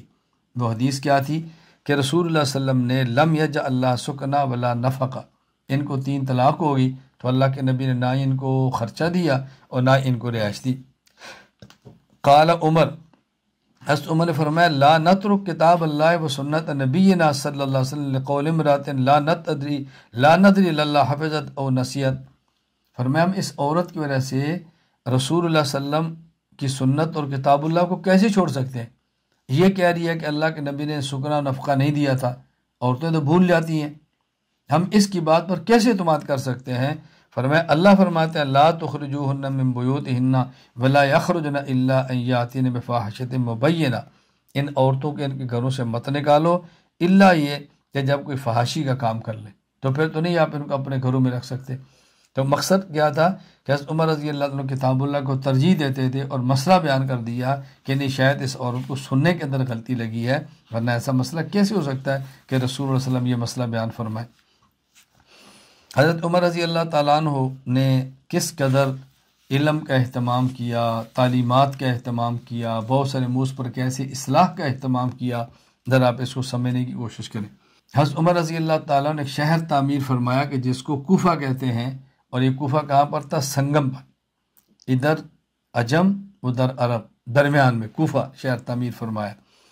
علامہ زاہد بن حسن کوثری رحمہ اللہ فات 1331 ہجری فقہ اہل العراق و حدیثوں میں فرماتے ہیں جب سید فاروق رضی اللہ تعالیٰ عنہ حاکم بنے، امیر المومنین بنے، عراق فتح ہو گیا، تو آپ نے حضرت سعد بن وقاص رضی اللہ تعالیٰ عنہ کو حکم دیا کہ تم کوفہ کی تعمیر کرو، ایک شہر تعمیر کرو 17 ہجری میں، اور آپ نے جو قبائل عرب کے فصیح لوگ تھے ان کو وہاں پہ آباد کیا۔ حضرت عبداللہ بن مسعود رضی اللہ عنہ کو وہاں بھیجا کہ تم وہاں جا کر ان کو پڑھاؤ، اور فرمایا وقد آثرتکم بعبد اللہ علی نفسی، مجھے عبداللہ بن مسعود کی ضرورت ہے، اہل کوفہ میں نے آپ کو اپنے اوپر ترجیح دی ہے۔ گویا آپ نے کوفہ شہر تعمیر کرایا، اور پھر اس کوفہ شہر کے پہلے گورنر حضرت سعد رضی اللہ عنہ تھے، اور پہلے معلم یعنی یونیورسٹی کے وائس چانسلر حضرت عبداللہ بن مسعود رضی اللہ تعالیٰ عنہ کو عمر نے بنایا۔ آپ لوگوں کو سمجھایا کرتے رہے کہ اللہ سے ڈرتے رہنا، اور یہ سمجھاتے کہ تمہارے گناہوں کی وجہ سے یہ عذاب آتے ہیں۔ چنانچہ حافظ عماد الدین ابو الفدا اسماعیل بن کثیر رحمۃ اللہ علیہ وفات 774 ہجری تفسیر القرآن الکریم میں لکھتے ہیں کہ مدینہ میں زلزلہ حضرت عمر کے دور میں، تو آپ نے فرمایا احدثتم، یہ تم زلزلہ لائے، یعنی تمہارے گناہوں کی وجہ سے آیا ہے، واللہ لئن عادت لفعلن ولافعلن، اگر دوبارہ زلزلہ آیا نا تو میں تمہیں سزا دوں گا۔ یعنی مطلب یہ تھا کہ تمہاری حرکتیں اور گناہ ہیں جو زلزلے کو لے کر آتی ہیں۔ حضرت عمر رضی اللہ تعالیٰ عنہ سنت کی تعلیم کا بہت اہتمام فرماتے تھے۔ آپ نے جو عامل اور گورنر بنا کر بھیجے اور آپ نے باقاعدہ خطبہ دیا جس کو امام مسلم بن حجاج القشیری رحمہ اللہ وفات 261 ہجری صحیح مسلم حدیث نمبر 1258 میں نقل کرتے ہیں۔ فرمایا کہ حضرت عمر رضی اللہ تعالیٰ نے فرمایا اللہم انی اشہدک علی امراء الانصار، اے اللہ میں تجھے گواہ بناتا ہوں ان گورنروں پر جو میں نے شہروں میں بھیجے ہیں۔ کس بات پر؟ وَإِنِّي إِنَّمَا بَعَثْتُهُمْ عَلَيْهِمْ، میں نے ان کو اس لیے بھیجا ہے لِيَعْدِلُوا عَلَيْهِمْ، تاکہ عدل کریں، وَلِيُعَلِّمُوا النَّاسَ دِينَهُمْ، لوگوں کو ان کا دین سکھائیں، وَسُنَّةَ نَبِيِّهِمْ صلی اللہ علیہ وسلم، اور اللہ کے نبی کی سنت کی تعلیم دیں۔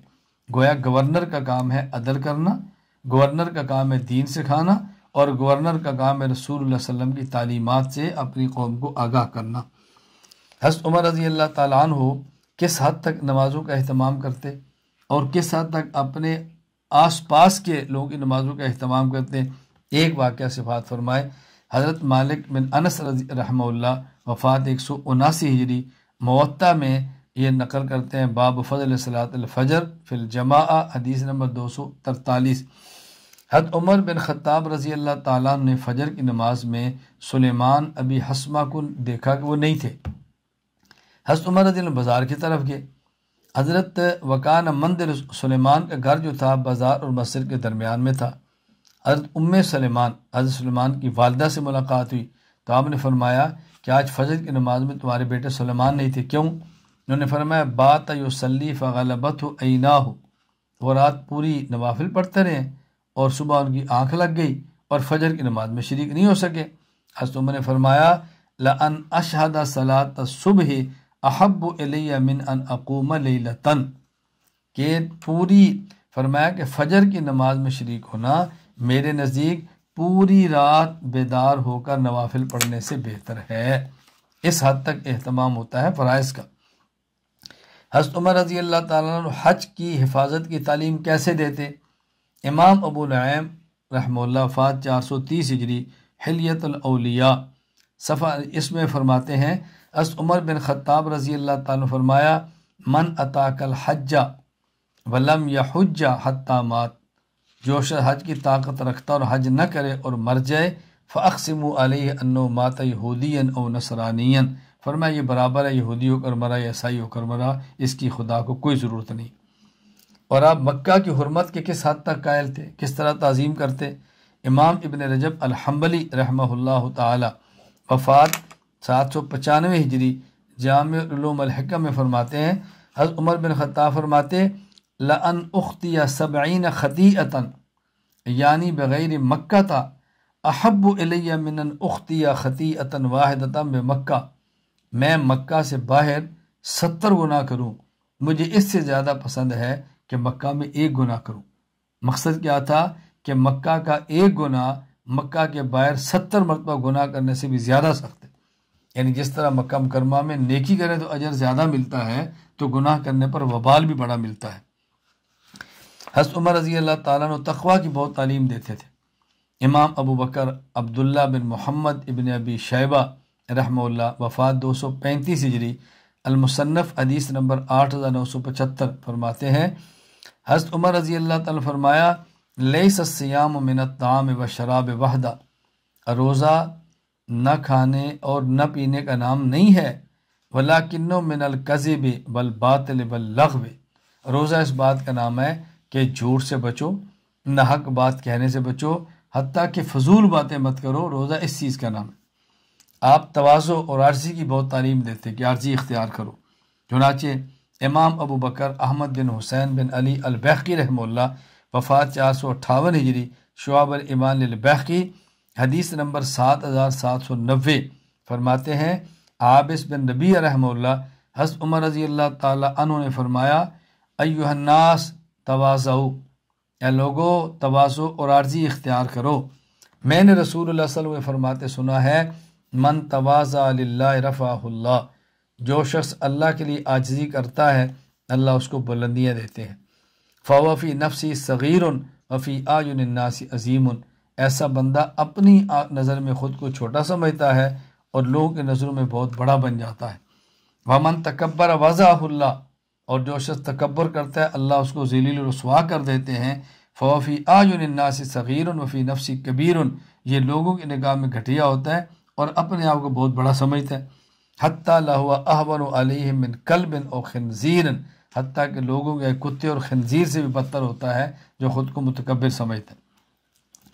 حضرت عمر رضی اللہ تعالیٰ نے توکل کا معنی کیا بیان کیا؟ یعنی عام طور پہ اسباب اختیار نہ کرنا لوگ توکل سمجھتے ہیں نا۔ حضرت عمر فرماتے ہیں اسباب اختیار نہ کرنا توکل نہیں ہے۔ حضرت عمر نے کیا بیان فرمایا؟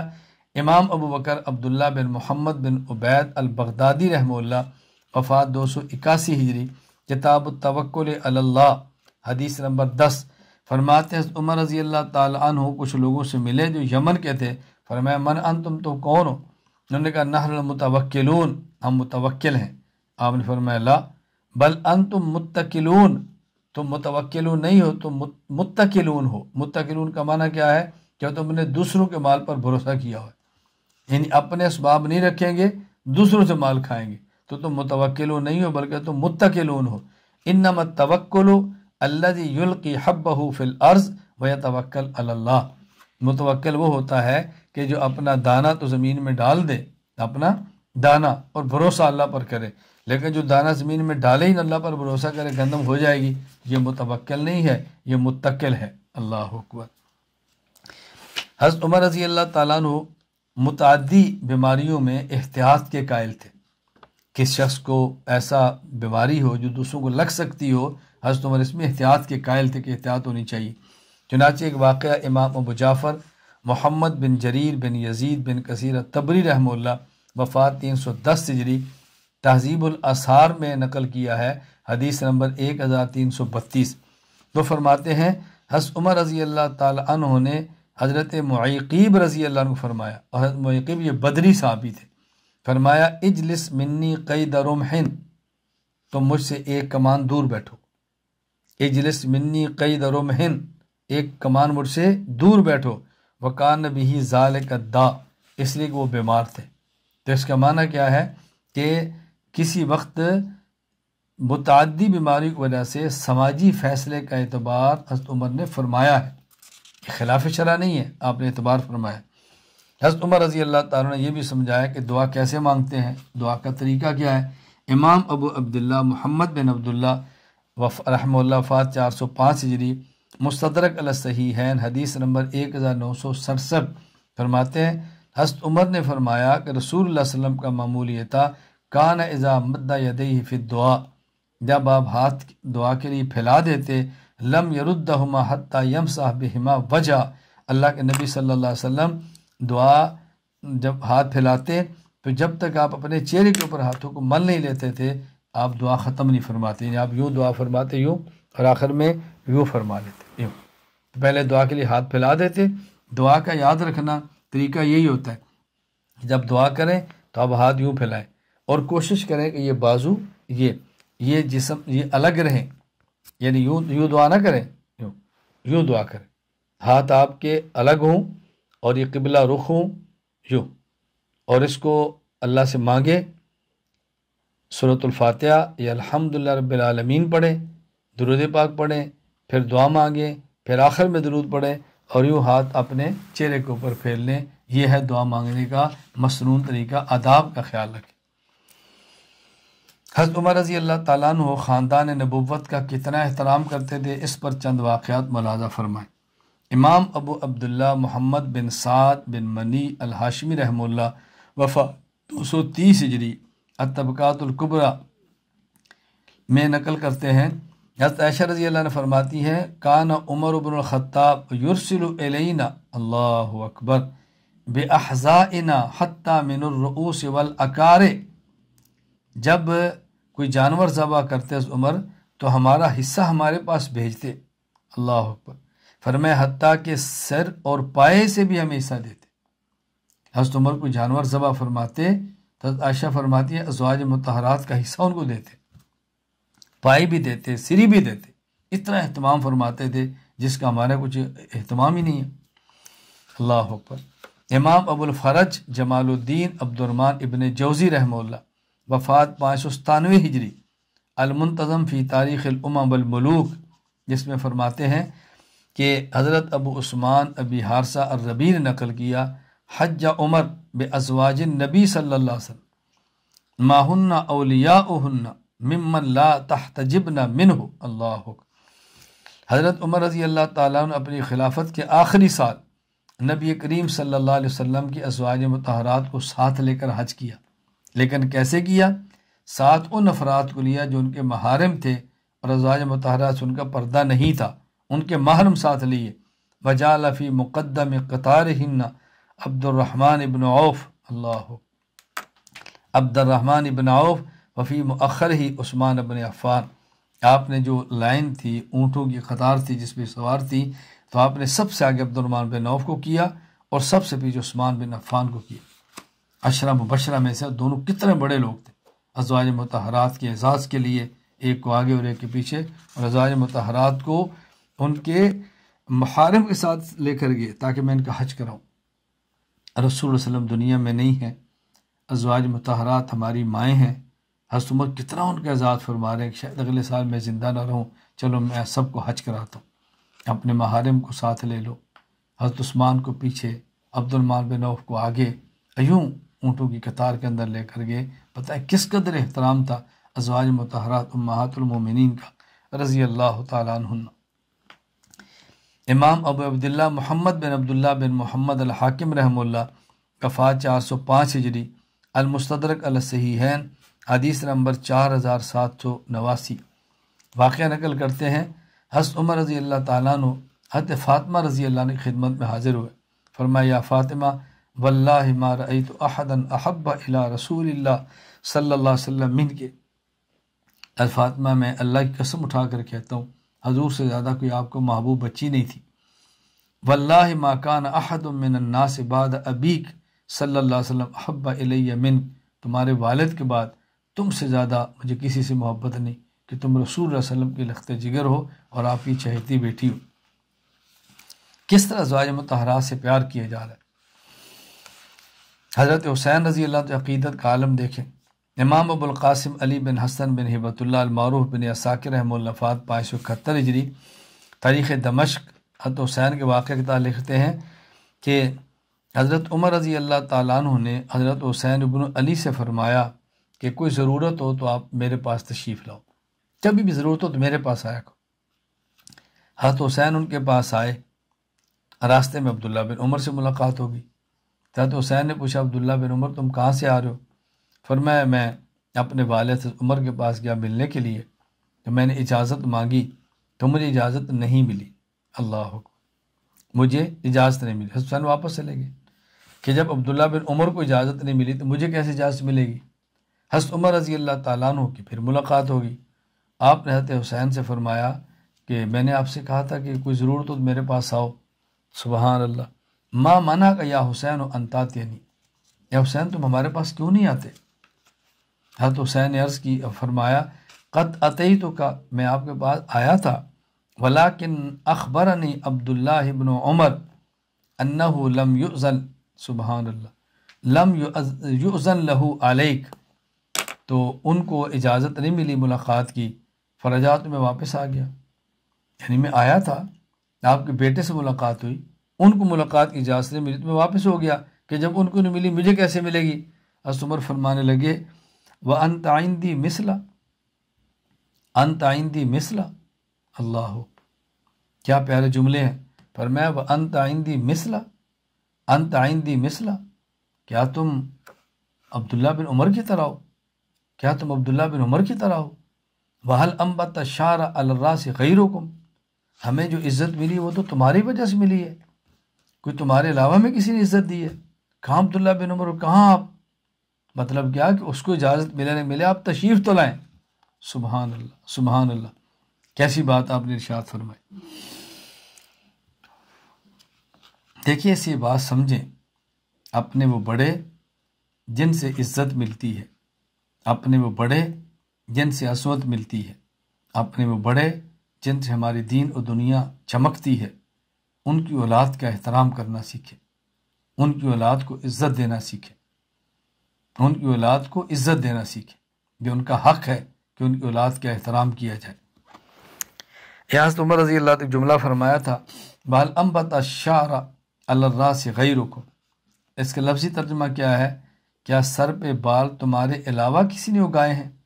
یہ عربی کا محاورہ ہے، یعنی سر پہ بال ہونا یہ عزت کی علامت ہے، خوبصورتی کی علامت ہے۔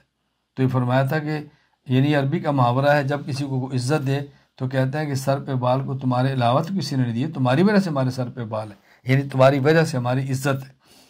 جیسے ہماری زبان میں کہا جاتا ہے کہ ہماری پگڑیاں بلند تمہاری وجہ سے، ہم سر اٹھا کے تمہاری وجہ سے چلتے ہیں۔ حضرت عمر بن خطاب رضی اللہ تعالیٰ عنہ حضرات حسنین کریمان کو کیسی عزت دیتے تھے؟ علامہ شمس الدین ابو عبداللہ محمد بن احمد بن عثمان ذہبی رحمہ اللہ وفات 748 ہجری سیر اعلام النبلاء میں واقعہ نقل کرتے ہیں، ان عمر رضی اللہ عنہ کسا ابناء الصحابہ، حضرت عمر رضی اللہ تعالیٰ عنہ نے صحابہ کی اولادوں میں چادریں تقسیم کی، لباس تقسیم کی۔ وَلَمْ يَكُنْ فِي ذَلِكَ مَا يَصْلُحُ لِلْحَسَنِ وَالْحُسَيْنِ، حضرت عمر کی رائے میں کوئی ایسا لباس نہیں تھا جو حسن و حسین کی شان کے لائق ہو۔ فَبَعَثَ إِلَى الْيَمَنِ، آپ نے مدینہ منورہ سے یمن بندہ بھیجا۔ فَأُتِيَ بِكِسْوَةٍ لَهُمَا، اور ان کے لیے اسپیشل وہاں سے کپڑے منگوائے۔ فقال الآن طابت نفسی، جب یہ لباس وہاں سے تیار ہو کر آیا فرمایا اب میرا دل خوش ہوا ہے، ان شہزادوں کے لباس اب ملا ہے۔ کس طرح احترام تھا رسول اللہ صلی اللہ علیہ وسلم کی اولاد کا۔ حضرت عمر رضی اللہ تعالیٰ عنہ جو بیت المال سے وظیفہ دیتے تھے، جو بدری صحابہ تھے ان کا وظیفہ 5000 درہم تھا، یعنی بہت زیادہ وظیفہ تھا۔ حضرت عمر رضی اللہ تعالیٰ عنہ نے حسنین کریمان کو بدری صحابہ کے برابر وظیفہ دیا ہے۔ امام شمس الدین محمد بن احمد بن عثمان ذہبی رحمہ اللہ وفات 748 ہجری سیر اعلام النبلاء میں لکھتے ہیں، ان عمر لما دون الدیوان الحق الحسن والحسین بفریضۃ ابیہما، حضرت عمر رضی اللہ تعالی عنہ نے جب مالی امداد کی فہرستیں بنوائیں تو حسن اور حسین کو اتنا دیا جتنا ان کے والد کو دیتے تھے۔ کیوں؟ لقرابتہما بالرسول اللہ صلی اللہ علیہ وسلم، اس لیے کہ ان کی اللہ کے نبی صلی اللہ علیہ وسلم سے رشتہ داری تھی۔ جس طرح 5000 درہم والد کو دیتے تو 5000 دونوں بیٹوں کو دیتے۔ حضرت عمر رضی اللہ عنہ کیسے ان کی تعظیم کرتے تھے؟ امام ابو عروہ معمر بن راشد الازدی رحمہ اللہ وفات 153 ہجری الجامع لمعمر میں لکھتے ہیں کہ لما اتیا عمر بکنوز کسرا، حضرت عمر کے پاس جب کسرا ایران فتح ہوا اور وہاں کے خزانے آئے، فرمایا انقیر لہم بالساع ام نحس، ہم یہ جو مدینہ میں تقسیم کریں گے تو ان کو تول کر تقسیم کریں یا میں یوں ہاتھوں میں ڈال کے دوں، کیسے دوں؟ فقال علی بل احسوا لہم، حضرت علی نے کہا کہ حضور آپ تول کے نہیں، آپ ہاتھوں سے یوں ناپ کے دیں، مٹھی بھر کے دیں۔ ثم دا حسن بن علی، آپ نے حسن بن علی کو بلایا، سبحان اللہ، ثم دا حسن بن علی اول الناس فحصا لہ، سب سے پہلے حسن بن علی کو بلایا اور یوں ان کو دیا۔ ثم دا حسین، پھر حضرت حسین کو بلایا، ثم دا حسین، حضرت حسین کو بلایا پھر ان کو دیا، ثم آت الناس، اور بعد میں لوگوں کو دیا۔ کیا ہم بھی ایسے کرتے ہیں کہ ہمارے اپنے وہ بڑے جن سے ہمیں عزت ملی ہو، عظمت ملی ہو، دین ملا ہو، اگر ہمارے پاس کوئی چیز آئے کہ ہم ایسے کرتے ہیں؟ پہلے ان بڑوں کی اولاد کو دیں اور اس کے بعد اپنی اولاد کو دیں، پہلے بڑوں کی اولاد کو دیں اور پھر اپنے آپ کو دیں، ایسے کرتے ہیں؟ حضرت عمر کا آپ رویہ دیکھیں۔ یہ میں بار بار گزارش کرتا ہوں، یہ سب چیزیں پڑھنے کا معنی کیا ہے کہ ہم اس پر عمل کریں، ہم اس کے مطابق زندگی گزاریں، یہ ہماری زندگی کا حصہ بنے۔ اللہ ہمیں بات سمجھنے کی توفیق عطا فرمائے۔ حضرت عمر رضی اللہ تعالیٰ عنہ صحابی بھی ہیں، اللہ اکبر، مراد پیغمبر بھی ہیں، امیر المومنین بھی ہیں، اور عرب و عجم کے بادشاہ بھی ہیں، رسول اللہ صلی اللہ علیہ وسلم کے مبارک سسر بھی ہیں، اور کس قدر میں ان کے فضائل بیان کروں۔ سارا کچھ ہونے کے باوجود امام مالک بن انس رحمہ اللہ وفات 179 ہجری موطا میں لکھتے ہیں لما صدر عمر بن الخطاب من منا، حضرت عمر جب مینا سے سبحان اللہ روانہ ہوئے، اناخ بالابطح، مقام ابطح میں اپنے اونٹ کو بٹھایا، ثم قوم قومتن بطحا، کنکریوں کو جمع کیا اس پر لیٹ کر آرام کرنے کے لیے، ثم طرح علیہا رداءہ، پھر اپنی چادر اس پر بچھا دی، بس تلقا، اور آپ لیٹنے لگے، ثم مد یدیہ الی السماء، اپنے ہاتھ آسمانوں کی طرف اٹھا لیے اور عرض کرنے لگے اللہم کبرت سنی، اللہ اب میری عمر بہت ہو گئی ہے، وضعفت قوتی، اللہ میری جسمانی قوت کمزور ہو گئی ہے، وانتشرت رعیتی، اللہ میری رعایا پرامن خوشحال ہو کر پھیل گئی ہے، فاقبضنی الیک غیر مزیئن ولا مفرط، سبحان اللہ، یا فاقبضنی الیک غیر مزیئن ولا مفرط، اے اللہ مجھے اس حال میں اٹھا دے کہ میرا دامن عجز و ملامت سے پاک ہو، بس مجھے اس طرح اٹھا لے اللہ، میں ضائع بھی نہ ہوں اور میں نے زیادتی بھی نہ کی ہو، مجھے یوں اٹھا لے، بس یہ آپ نے دعا مانگی اور اس کے بعد پھر آپ مدینہ منورہ کی طرف روانہ ہوئے۔ آپ کی تمنا کیا ہے؟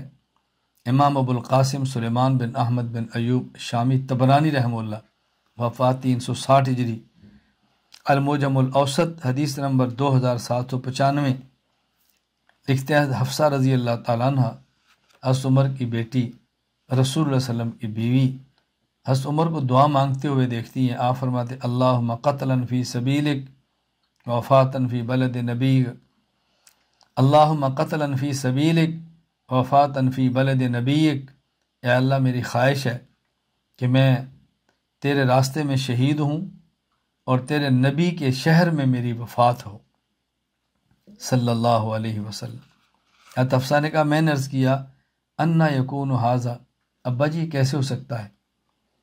فرمایا یأتی بہ اللہ انشاء، اللہ نے چاہا تو بیٹی ایسا ہی ہوگا۔ یعنی کیسے ہو سکتا ہے؟ آپ کو میدان جہاد میں جانے نہیں دیا جا رہا کہ آپ ذمہ دار ہیں، آپ سے امور وابستہ ہیں، جب آپ جائیں گے نہیں تو شہید باہر کیسے ہوں گے؟ اور مدینہ میں ممکن نہیں ہے کوئی شخص آپ کو شہید کرے بظاہر، یہ کیسے ہوگا؟ فرمایا بیٹی ایسے ہوگا۔ پھر دیکھیں ہوا، مدینہ منورہ میں شہید ہوئے، اللہ اکبر۔ ایک اور روایت موجود ہے کہ حضرت عمر رضی اللہ تعالیٰ عنہ نے ایک بار خطبہ دیا ممبر پر، اور آپ نے فرمایا کہ ان فی الجنت قصرا، جنت میں ایک محل ہے، اللہ اکبر، اور اس محل کے غالباً 100 دروازے ہیں، اور ہر دروازے پر غالباً 1000 یا کتنے، فرمایا اتنی حوریں ہیں، فرمایا لا يدخل فی الا نبی، اس میں نبی ہی جائے گا۔ پھر کہا ہنی اللہ کا یا صاحب ھذا القبر، حضور آپ کو مبارک ہو، او شہید او صدیق، یا صدیق جائے گا۔ پھر فرمایا ہنی اللہ کا یا صاحب ھذا القبر، ابو بکر آپ کو مبارک ہو، او شہید، یا شہید جائے گا۔ پھر فرمایا ان لک شہادت یا عمر، عمر یا مدینہ میں تجھے کیسے شہادت ملے گی؟ پھر آپ فرمانے لگے ان اللہ الذی اخرجنی من مکہ الی دار الہجرہ قادر علی ان یسوق علی الشہادہ، اللہ اس بات پر قادر ہے جو اللہ عمر کو مکہ سے مدینہ لایا، وہ شہادت کو باہر سے مدینہ لے آئے۔ بالآخر عمر رضی اللہ تعالیٰ مدینہ منورہ میں شہید ہوئے۔ آگ وفات سے کچھ قبل حضرت ابو موسیٰ اشعری رضی اللہ تعالیٰ عنہ نے ایک خواب دیکھی۔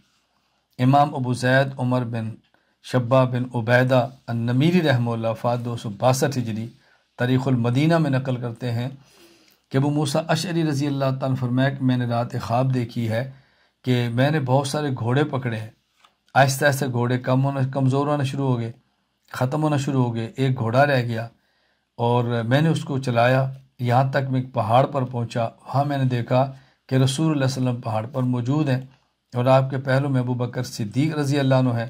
رسول اللہ صلی اللہ علیہ وسلم عمر کی طرف اشارہ فرمایا اور یہ فرمایا انا للہ و انا راجعون، اللہ اکبر، انا للہ و انا راجعون، مات، واللہ امیر المومنین۔ اب یہ حضرت ابو موسیٰ اشعری فرما رہے ہیں، اس کی تعبیر میں یہ سمجھا کہ امیر المومنین کی وفات کا وقت قریب آ گیا۔ تو جب یہ جملہ کہا تو انس کہتے ہیں میں نے کہا الا تکتب بہذا الی، آپ ان کو یہ بتاتے کیوں نہیں؟ فرمایا ما کنت لانعى له نفسا، میرا جی نہیں چاہتا کہ ان کی وفات کی خبر ان کو دوں، بل میں نے دیکھا مجھے لگتا ہے کہ ان کے جانے کے وقت قریب آ گیا۔ حضرت عمر رضی اللہ تعالیٰ عنہ پر قاتلانہ حملہ ہوا، نماز کے دوران ہوا۔ اس کے باوجود آپ دیکھیں کہ آپ کو ادائیگی قرض کی کتنی فکر ہے، آپ کو نماز کی ادائیگی کتنی فکر ہے، یعنی اپنی ذمہ داریوں کتنا احساس ہے حضرت عمر رضی اللہ تعالیٰ عنہ کو حملے کے وقت بھی۔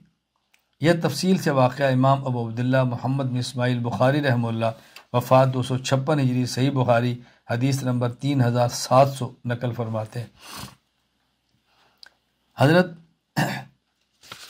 امام بخاری رحمہ اللہ واقعہ بیان فرماتے ہیں کہ حضرت عمر رضی اللہ تعالیٰ جس دن شہید ہوئے، اللہ اکبر، عمر بن ممون اپنا چشمدید واقعہ تابعی ہے، فرمایا انی لقائم ما بین بینی و بینہ الا عبداللہ بن عباس غداۃ اصیب، میرے حضرت عمر کے درمیان عبداللہ بن عباس رضی اللہ عنہما تھے۔ اذا مر بین الصفین قال استووا، آپ صفوں سے گزرتے اور فرماتے صفیں درست کرو۔ حتی اذا لم یرا فیہن خللا تقدم فکبر، ایک صف سیدھی کرتے پھر آپ آگے بڑھتے۔ وربما قرأ سورۃ یوسف او النحل، بس اگر سورہ یوسف پڑھتے یا سورۃ النحل پڑھتے، اللہ اکبر، او نحو ذالک، اس طرح لمبی صورت پڑھتے فی رکعۃ الاولی حتی یجتمع الناس، تاکہ لوگ دوسری رکعت کے اندر زیادہ شامل ہو جائیں۔ فما هو الا انکبر فسمعت یقول قتلنی او قال اکلنی الکلب، کہتے ادھر آپ نے تکبیر کہی تو میں نے فوراً سنا کہ آپ کی آواز آ گئی ہے کہ مجھے کسی نے قتل کر دیا یا کسی نے کاٹ لیا، کسی کتے نے۔ حین طعنہ فطار العلج بسکین ذات طرفین لا یمر ولا احد یمینا ولا شمالا الا طعنہ حتی طعن 13 رجلا مات منہم 7۔ العلج جس شخص کا نام تھا، اس نے حملہ کیا، پھر دوڑا، اس کے ہاتھ میں جو چھری تھی وہ دو دھاری دار تھی، تو جو آتا اس کو مارتے۔ اس نے 13 شخصوں کو زخمی کیا جن میں 7 شہید ہو گئے۔ کہتا ہے جب یہ بات ایک شخص مسلمانوں میں دیکھی، طرح علی برنس، اس نے اوپر چادر پھینکی، اس کو پکڑ لیا پکڑنے کے لیے۔ فلما ظن العلج انه ماخوذ نحر نفسا، جب اس کو پتہ چلا میں پکڑا جاؤں گا تو اس نے خودکشی کر لی۔ حضرت عمر رضی اللہ تعالیٰ عنہ نے اس حالت میں عبد الرحمن بن عوف کا ہاتھ پکڑا، ان کو آگے کیا کہ تم نماز پڑھو۔ جو حضرت عمر کے قریب تھے وہ تو دیکھ رہے تھے، اور باقی جو دور تھے ان کو نہیں پتہ چلا کیا ہے، بس اتنا پتہ چلا کہ ان حضرت عمر کی آواز نہیں گئی نماز پڑھانے کی۔ حضرت عبد الرحمن بن عوف رضی اللہ تعالیٰ عنہ نے مختصر سی نماز پڑھا دی، نماز سے فارغ ہوئے تو حضرت عمر رضی اللہ تعالیٰ عنہ عبداللہ بن عباس سے فرمایا کہ دیکھو مجھے کس نے قتل کیا، انظر من قتلنی، مجھے مارا کس نے؟ فجال سعدا ثم جال فقال غلام المغیرہ، فرمایا حضرت مغیرہ کے جو غلام تھے نا انہوں نے فرمایا اسنا، وہ جو یہ کام کرتا تھا بڑھئی کا، کہا جی وہی ہے، وہ جو کام کرتا تھا اس نے مارا، کہا جی اس نے مارا ہے۔ فرمایا قاتلہ اللہ لقد امرت به معروفا الحمد للہ الذی لم یجعل میتتی بید رجل یدعی الاسلام، فرمایا اللہ تیرا شکر ہے کہ میں نے اس کے بہت احسانات کیے، اس نے مجھے قتل کیا، مارا، مجھے کسی ایسے شخص نے نہیں مارا کہ جو مسلمان ہو، کسی کافر کے ہاتھوں مر رہا ہوں، مسلمان کے ہاتھوں نہیں مجھے حملہ میرے اوپر نہیں کیا، اے اللہ تیرا بہت بڑا شکر ہے۔ پھر فرمایا قد کنت انت وابوک تحبان ان تکثر العلوج بالمدینہ، عبداللہ بن عباس آپ اور آپ کے والد چاہتے تھے نا مدینہ بہت غلام ہوں، میں منع کرتا تھا کہ مدینہ میں اجمی غلام زیادہ نہ رہنے دو۔ خیر یہ بات چل رہی تھی، حضرت عباس بہت نرم دل تھے، انہوں نے کہا آپ اجازت دیں تو ہم ان کو قتل کر دیں سب غلاموں کو۔ فرمایا نہیں، یہ غلطی ہے تمہاری، کذبت، غلطی ہے، بعد ما تکلموا بلسانکم وصلوا قبلتکم، اب انہیں نمازیں شروع کر دی ہیں، حج کرتے ہیں، دل کے معاملے اللہ جانتے ہیں، اب ان کو مت مارو۔ ان کو گھر کی طرح اٹھایا گیا، وہاں چلے گئے۔ اب لوگ ان کو بہت بڑی تکلیف آ گئی، بعض کہتے کوئی نہیں اللہ کرم فرمائے گا ٹھیک ہو جائیں گے، اور بعض کہتے ہیں ہمیں لگتا ہے عمر شہید ہو جائیں گے۔ ان کو شربت دیا، وہ نکل گیا، دودھ دیا، وہ باہر بہ پڑا، ظاہر ہے آپ کے اوپر حملہ ہوا تھا، زخم تھے، آپ کی پسلی سے خون نکل رہا تھا۔ اب لوگ آئے تو لوگ حضرت عمر رضی اللہ عنہ کو تعریف کر رہے تھے۔ ایک نے کہا ابشر یا امیر المومنین ببشرا اللہ اکبر بشر اللہ لک من صحبت رسول اللہ، آپ اللہ کے نبی کے صحابی ہیں، مقدم فی الاسلام، آپ نے بہت پہلے اسلام قبول کیا ہے، پھر آپ حاکم بنے ہیں، آپ نے عدل سے کام لیا ہے، سبحان اللہ، شہادت آپ کو مل رہی ہے۔ حضرت عمر کیا فرماتے ہیں؟ فرمایا وددت ان ذالک کفاف لا علی ولا لی، میں آپ نے فضائل بیان کیے، میں تو یہ چاہتا ہوں بس میرا مواخذہ نہ ہو، زیادہ کیا ملنا ہے، میرا خوف دیکھیں، خوف، اللہ اکبر، خوف دیکھیں۔ حضرت عمر رضی اللہ فلما ادبر اذا ازارہ یمس الارض قال ردوا علی الغلام قال ابن اخی ارفع ثوبک فانه انقى لثوبک، سبحان اللہ، واتقى لربک یا عبداللہ ابن عمر انظر ماذا علی من الدین، کہ آپ نے بیٹے کو بلایا، فرمایا کہ دیکھو یہ میرے اوپر قرض کتنا ہے، قرض دیکھو، قرض شمار کیا گیا، فباجدوا 86,000 86,000 حضرت عمر کے اوپر قرض تھا، 86,000 حضرت عمر پر قرض تھا۔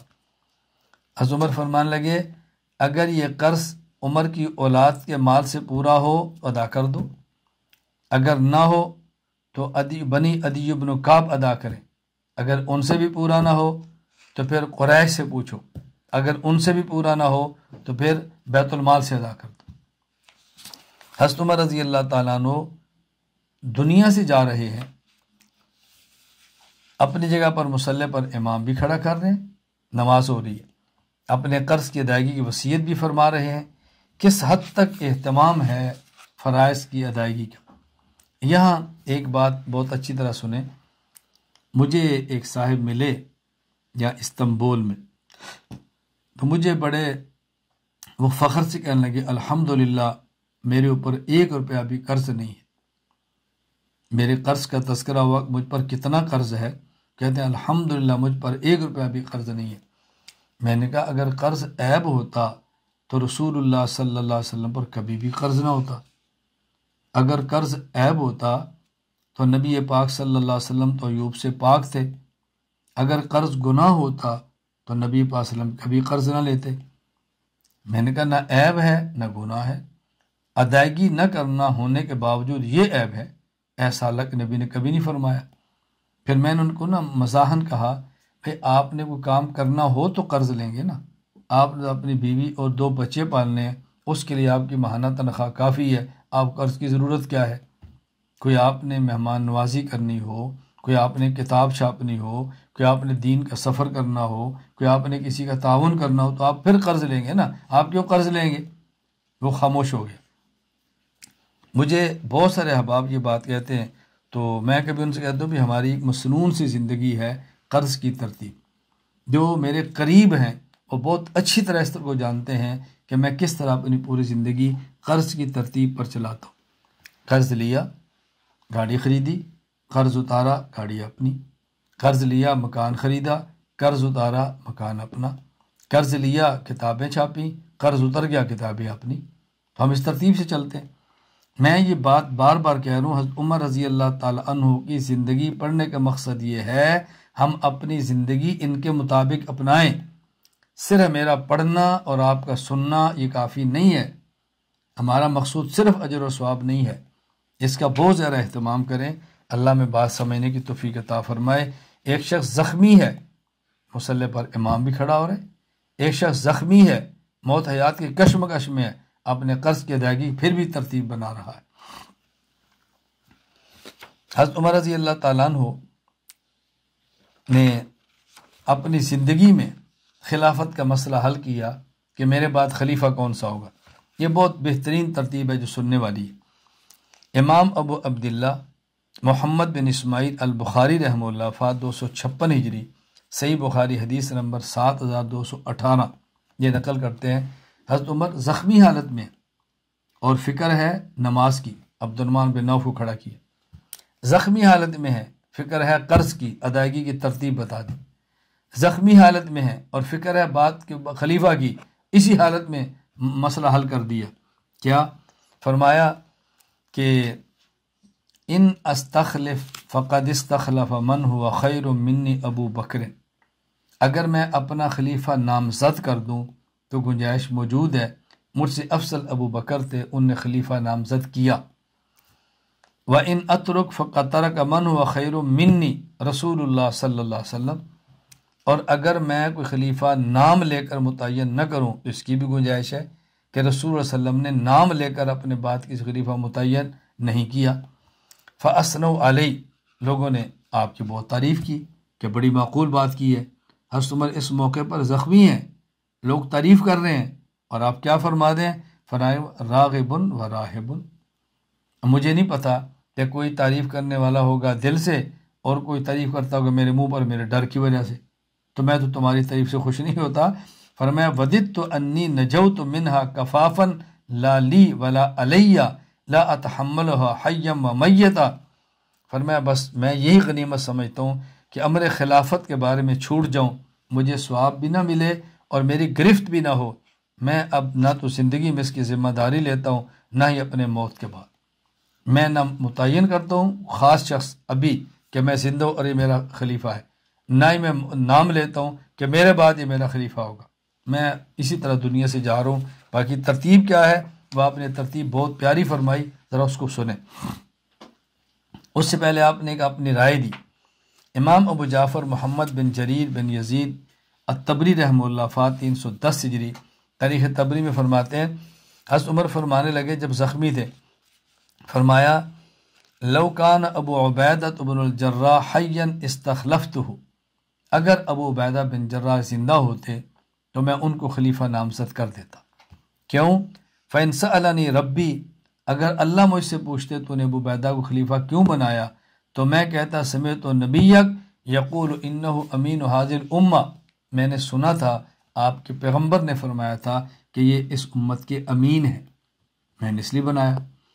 ولو کان سالم مولا ابی حذیفہ حیا استخلفتہ، اگر حضرت سالم حضرت ابو حذیفہ کے غلام آج زندہ ہوتے میں ان کو خلیفہ بنا دیتا۔ کیوں؟ فإن سألنی ربی قلت سمعت نبیک، اگر اللہ مجھ سے پوچھتا کیوں بنایا تو میں کہتا ہے اللہ تیرے نبی نے فرمایا تھا ان سالما شدید الحب للہ، سالم اللہ سے بہت پیار کرتا ہے تو میں نے اس لیے بنا دیا۔ وہ دونوں دنیا میں نہیں ہیں، اس کا معنی ہرگز یہ نہیں ہے کہ حضرت عمر ان کوئی دوسروں پر فضیلت کے قائل تھے، یہ ہے کہ آپ نے جزوی بات کی، اگر میں حب کو دیکھتا تو یہ تھا، امانت کو دیکھتا تو یہ تھا، خلافت کے تو اور اوصاف بھی چاہیے نا۔ اب خلیفہ کس کو بنانا چاہیے؟ حضرت عمر رضی اللہ تعالیٰ نے چند ایک باتیں فرمائی، میں اس کو ترتیب پہلے باتیں بتاتا ہوں پھر حوالے پیش کرتا ہوں۔ فرمایا میں 6 افراد کے نام لیتا ہوں، عثمان، علی، عبد الرحمن بن عوف، طلحہ، زبیر اور سعد، یہ 6۔ دوسرا کام، یہ 6 آپس میں مشورہ کریں اور 7ویں عبداللہ بن عمر کو بطور مشیر بنا لیں۔ نمبر 3، یہ افراد 3 دن کے اندر فیصلہ کریں، 3 دن سے زیادہ فیصلہ تاخیر نہ ہو۔ نمبر 4، ابو طلحہ انصاری اور مقداد بن اسود رضی اللہ عنہما، یہ ان دونوں نگران ہیں اس انتخابی عمل اور انتخابی شورا کے۔ نمبر 5، صحابہ کو حکم دیا کہ جب افراد شورا کسی کے خلیفہ ہونے پر اتفاق کر لیں آپ اس کو خلیفہ مان لو اور جو مخالفت کرے اس کی گردن اڑا دو۔ نمبر 6، یہ فرمایا اگر یہ 6 افراد میں سے 3 ایک طرف ہو جائیں اور 3 دوسری طرف ہو جائیں تو پھر حضرت عبداللہ بن عمر کو ثالث بناؤ، جو وہ فیصلہ کریں اس کو مان لو۔ نمبر 7، فرمایا اگر 3 ایک طرف ہوں 3 ایک طرف ہوں، عبداللہ بن عمر فیصلہ کریں اور اس ثالث کی بات نہ مانی جائے تو اس کا حل یہ ہے کہ ایک طرف 3 ہے ایک طرف 3 ہے، تو یہ دیکھو عبد الرحمن بن عوف کس طرف ہے، جس طرف عبد الرحمن بن عوف ہیں رضی اللہ عنہ، ان 3 کی بات مان کے خلیفہ کا فیصلہ کر۔ اور نمبر 8، یہ جو 3 دن مدت ہے مشورے کی، اس میں امامت حضرت صہیب رومی رضی اللہ عنہ کریں گے، فی الوقت امام یہ ہوں گے، اس کے بعد پھر خلیفہ امام بنے گا، فی الحال امام یہ بنے گا۔ چنانچہ اس پر روایات اور عبارات ملاحظہ فرمائیں۔ امام ابو عبداللہ محمد بن اسماعیل بخاری رحمہ اللہ وفات 256 ہجری، صحیح بخاری حدیث نمبر 3700، فرماتے ہیں ما اجد احدا احق بهذا الامر من هؤلاء النفر اب الرہط الذین توفی رسول اللہ صلی اللہ علیہ وسلم وهم عنہم راز فسما۔ یہ 6 افراد ہیں، میں ان سے بہتر کسی کو نہیں سمجھتا خلافت کے لیے۔ اللہ کے نبی جب دنیا سے رخصت ہوئے آپ ان سے راضی تھے، علی، عثمان، زبیر، طلحہ، سعد، عبد الرحمن رضی اللہ عنہ۔ نمبر 2، امام ابو عبداللہ محمد بن اسماعیل بخاری رحمہ اللہ وفات 256 ہجری، صحیح بخاری حدیث نمبر 2700، فرماتے ہیں یشہدکم عبداللہ بن عمر ولیس لہ من الامر شیء، اس معاملے میں عبداللہ بن عمر شریک ہوں لیکن امر خلافت کے مستحق یہ نہیں ہوں گے، یعنی ان کو خلیفہ نہیں بنانا۔ نمبر 3، امام ابو عبداللہ محمد بن سعد بن منی الحاشمی بغدادی رحمہ اللہ وفات 230 ہجری، الطبقات الکبریٰ میں نقل کرتے ہیں وَلَا تَتْرُكُمْ يَمْزِسْ الْيَوْمُ الثَّالِث حَتَّى يُؤَمِّرُوا أَحَدَهُمْ، 3 دن کے اندر اندر خلیفہ بناؤ، اس سے زیادہ تاخیر نہیں کرنی۔ نمبر 4، امام ابو زید عمر بن شبہ بن عبیدہ النمیری رحمہ اللہ وفات 262 ہجری، تاریخ المدینہ میں لکھتے ہیں آپ نے ابو طلحہ انصاری کو فرمایا یا ابا طلحہ ان اللہ عز وجل طالما اعز الاسلام بکم فاختر منہم وقال للمقداد بن اسود اذا بزاتمونی فی حفرتی فجمع هؤلاء الرہط فی بیت حتی یختاروا رجل منہم، کہ فرمایا اے ابو طلحہ اللہ تعالیٰ نے اسلام کو غالب کیا، تمہیں اس کا ذریعہ بنایا ہے، اور مقداد بن اسود فرمایا جب تم مجھے قبر میں اتار دو تو ان لوگ کسی گھر میں جمع کیے رکھو، جب تک یہ خلیفہ کو منتخب نہ کریں ان کو وہیں رکھو، یہ فیصلہ کریں اور پھر جائیں۔ نمبر 5، امام ابو عبداللہ محمد بن سعد البغدادی رحمہ اللہ وفات 230 ہجری، الطبقات الکبریٰ میں لکھتے ہیں وَتَشَاوَرُوا فِي أَمْرِكُمْ وَالْأَمْرُ إِلَىٰ هَؤُلَاءِ سِتَّةٍ فَمَنْ بَعَلَ أَمْرَكُمْ فَاضْرِبُوا عُنُقَهُ یعنی من خالفکم، یہ 6 جب ایک بات کا فیصلہ کر لیں، کسی کو خلیفہ متعین کر لیں، پھر اگر کوئی بندہ ان کی بات نہ مانے اس کی گردن اڑا دو۔ نمبر 6، امام ابو زید عمر بن شبہ البصری رحمہ اللہ وفات 262 ہجری، تاریخ المدینہ میں لکھتے ہیں فَإِن رَضِيَ ثَلَاثَةٌ رَجُلًا مِّنْهُمْ وَثَلَاثَةٌ رَجُلًا مِّنْهُمْ فَحَكِّمُوا عبداللہ بن عمر، اگر 3 ایک طرف ہوں 3 ایک طرف ہوں تو عبداللہ بن عمر کو فیصل بنا لو، فَأَيُّ الْفَرِيقَيْنِ حَكَمَ لَهُ فَلْيَخْتَارُوا رَجُلًا مِّنْهُمْ فَإِن لَّمْ يَرْضَوْا بِحُكْمِ عبداللہ بن عمر فَكُونُوا مَعَ الَّذِينَ فِيهِمْ عبد الرحمن بن عوف، تو جس کا فیصلہ پھر اس کو مان لو، اگر عبداللہ بن عمر کا فیصلہ کوئی نہ مانے تو پھر جن 3 میں عبد الرحمن بن عوف ہیں ان کا فیصلہ قبول کر لیا جائے۔ نمبر 7، امام ابو عبداللہ محمد بن سعد بغدادی رحمہ اللہ وفات 230 ہجری، طبقات الکبریٰ فرماتے ہیں وَإِنِ اجْتَمَعَ رَأْيُ ثَلَاثَةٍ وَثَلَاثَةٍ فَاتَّبِعُوا صِنْفَ عبد الرحمن بن عوف، یہ بات میں پہلے بتا چکا ہوں۔ نمبر 8، امام ابو عبداللہ محمد بن سعد بغدادی رحمہ اللہ وفات 230 ہجری، الطبقات الکبریٰ میں لکھتے ہیں لِيُصَلِّ لَكُمْ صُہَیبٌ ثَلَاثًا، یہ جو 3 دن مشورے کے ہیں اس میں حضرت صہیب رضی اللہ تعالیٰ عنہ تمہاری امامت کروائیں۔ جو ان کے بعد خلیفہ بنے اس کو کیا کرنا ہے، حضرت عمر نے ان کے لیے بھی ہدایات جاری فرمائی۔ امام ابو عبداللہ محمد بن اسماعیل بخاری رحمہ اللہ وفات 256 ہجری، صحیح بخاری حدیث نمبر 1392، حضرت عمر نے فرمایا اوصِ الخلیفۃ من بعدی بالمہاجرین الاولین خیرا ان یعرف لهم حقهم وان یحفظ لهم حرمتهم، میں اپنے بعد ہونے والے خلیفہ کو وصیت کرتا ہوں وہ مہاجرین اولین کی قربانی کی وجہ سے ان کا بہت خیال کرے، ان کی عزت کا خیال کرے۔ وَأُوصِي بِالْأَنصَارِ خَيْرًا الَّذِينَ تَبَوَّءُوا الدَّارَ وَالْإِيمَانَ أَن يُقْبَلَ مِن مَحَاسِنِهِمْ، اور میں انصار کے بارے میں وصیت کرتا ہوں انہوں نے ٹھکانہ دیا، مومنین کو انہیں سنبھالا، دین کو جگہ دی کہ ان کی نیکیاں قبول کی جائیں، وَيُعْفَى عَن مُسِيئِهِمْ، کوئی ان کی کوتاہی ہو تو اسے درگزر کیا جائے، وَأُوصِيهِ بِذِمَّةِ اللَّهِ وَذِمَّةِ رَسُولِهِ صلی اللہ علیہ وسلم أن يُوفَى لَهُم بِعَهْدِهِمْ وَأن يُقَاتَلَ مِن وَرَائِهِمْ وَأَن لَّا يُكَلَّفُ فَوْقَ طَاقَتِهِمْ، سبحان اللہ، فوق طاقتہم، اور فرمایا کہ میں وصیت کرتا ہوں اللہ کے رسول کے عہد کا خیال کیا جائے، یعنی غیر مسلموں کے ساتھ جو عہد کی وعدے کیے ہیں ان کو پورا کرو، ان کو ستاؤ نہ، جن سے معاہدہ ہے اس کے علاوہ کفار سے قتال کرو، اور ان کو طاقت سے زیادہ تکلیف مت دو ذمیوں کو۔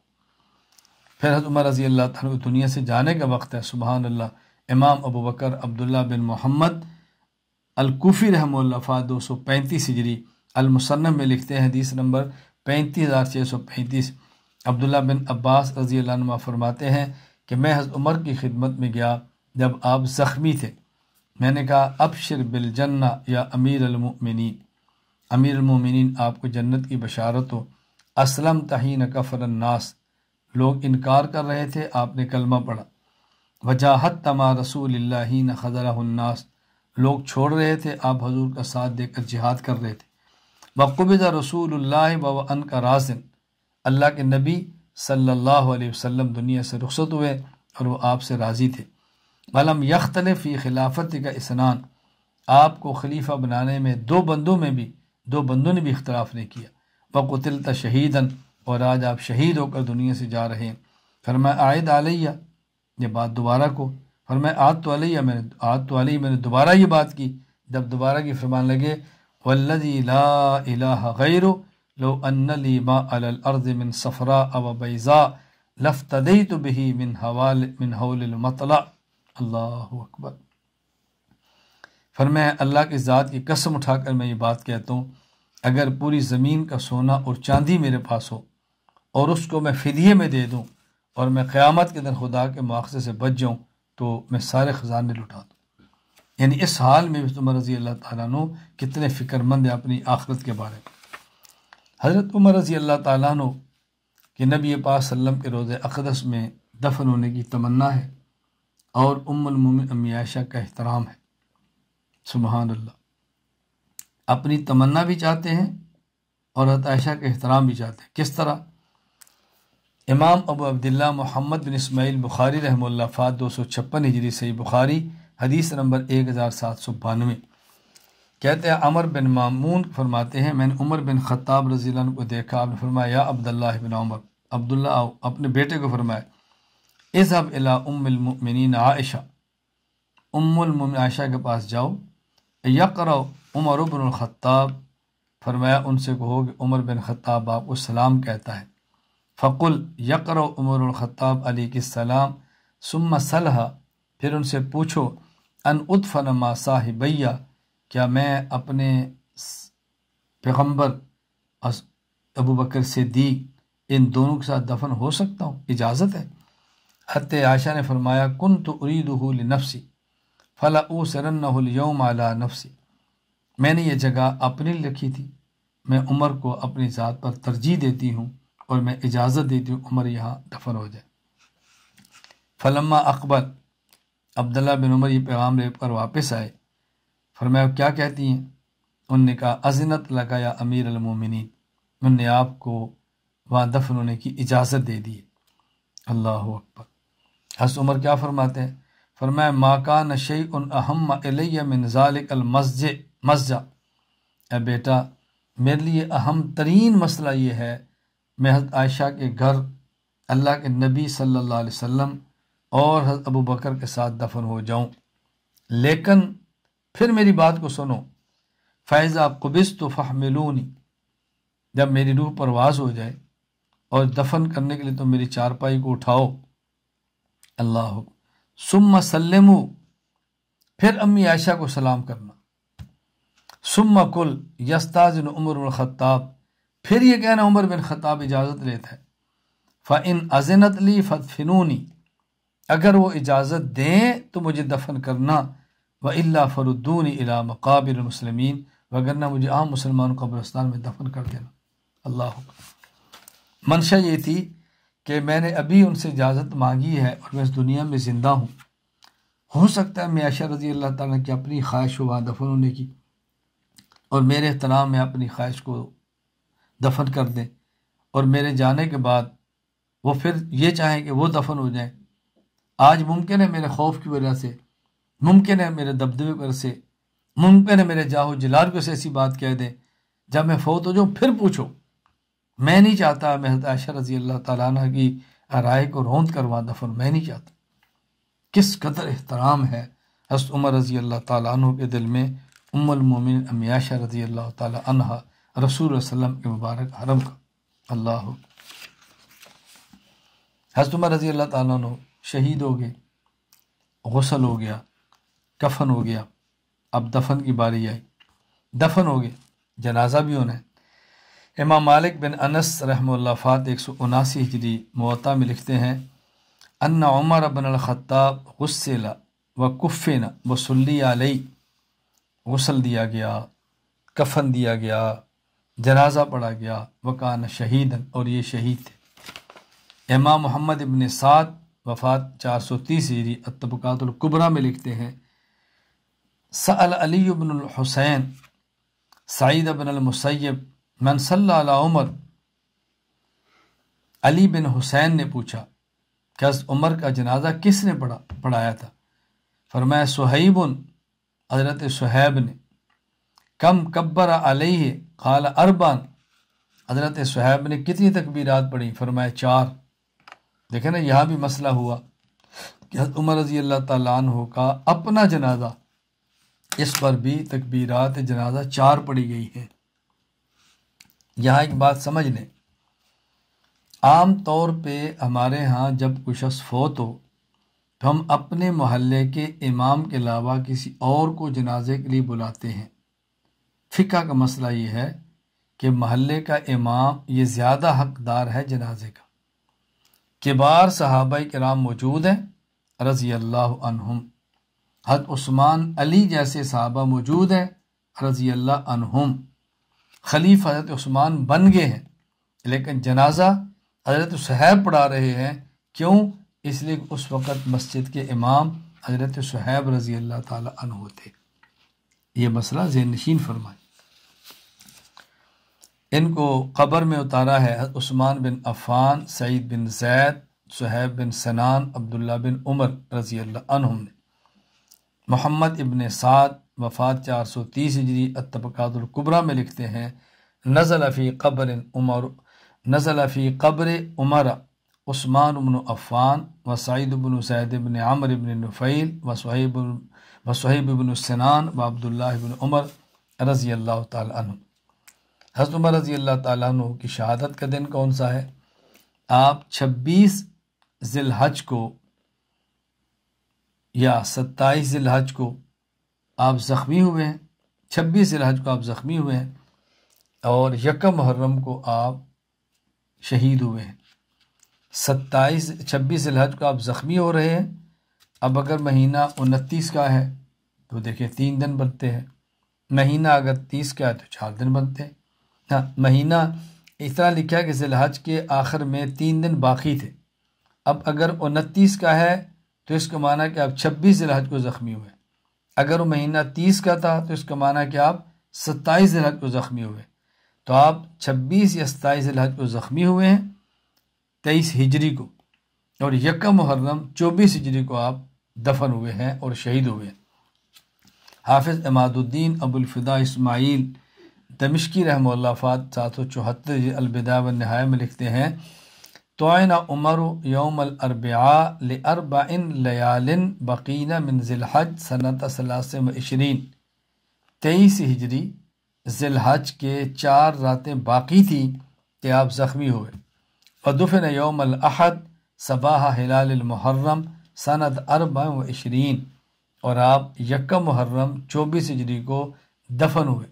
یہ بات یہ نشین فرما لیں کہ بس اوقات موت کے وقت کو یوم التدفین بھی کہا جاتا ہے۔ یہی دفن کا دن ہے، یہی شہادت کا دن ہے۔ تو آپ کی جو مدت خلافت بنتی ہے وہ کل ہے 10 سال 5 مہینے 21 دن۔ حضرت حافظ عماد الدین ابو الفدا اسماعیل بن خطیب ابن کثیر دمشقی رحمہ اللہ وفات 774 ہجری البدایہ والنہایہ میں لکھتے ہیں فکانت ولایتہ 10 سنین 10 سال بخمسۃ اشہر 5 مہینے و21 یوما اور 21 دن، یہ آپ کی مدت خلافت بنتی۔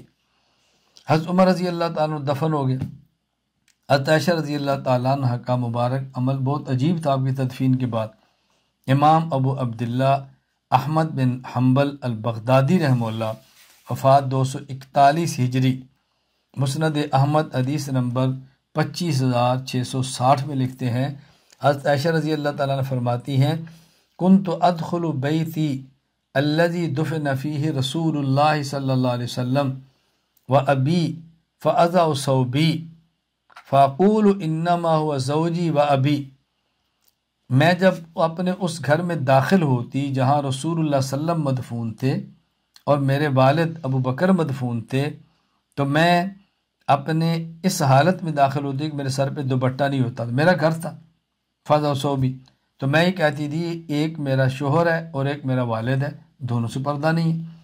فلما دفن عمر و معاہم، جب حضرت عمر کی وہاں تدفین ہو گئی، عمر کو دفن کر دیا گیا، فواللہ ما دخلت الا وانا مشدودۃ علی ثیابی حیاء من عمر، پھر خدا کی قسم میں بہت زیادہ پردے کا اہتمام کر کے وہاں داخل جاتی، چادر اچھی طرح لپیٹ کر جاتی، عمر کے حیا کی وجہ سے۔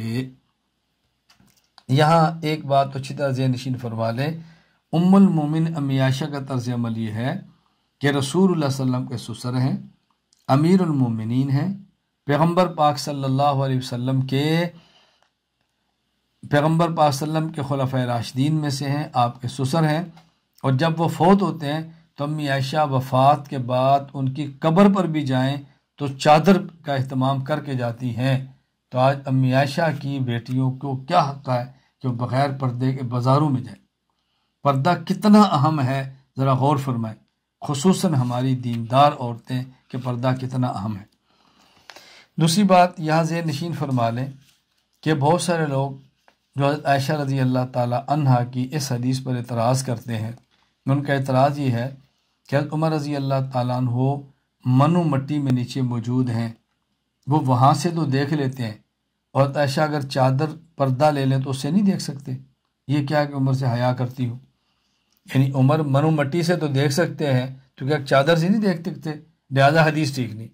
اس کا جواب بہت آسان ہے، میں ہمیشہ آپ کی خدمت میں عرض کیا کرتا ہوں کہ ہمیشہ سوال کا جواب نہیں دیتے، کبھی سوال کا جواب ہوتا ہے اور کبھی سوال پر سوال کا جواب ہوتا ہے۔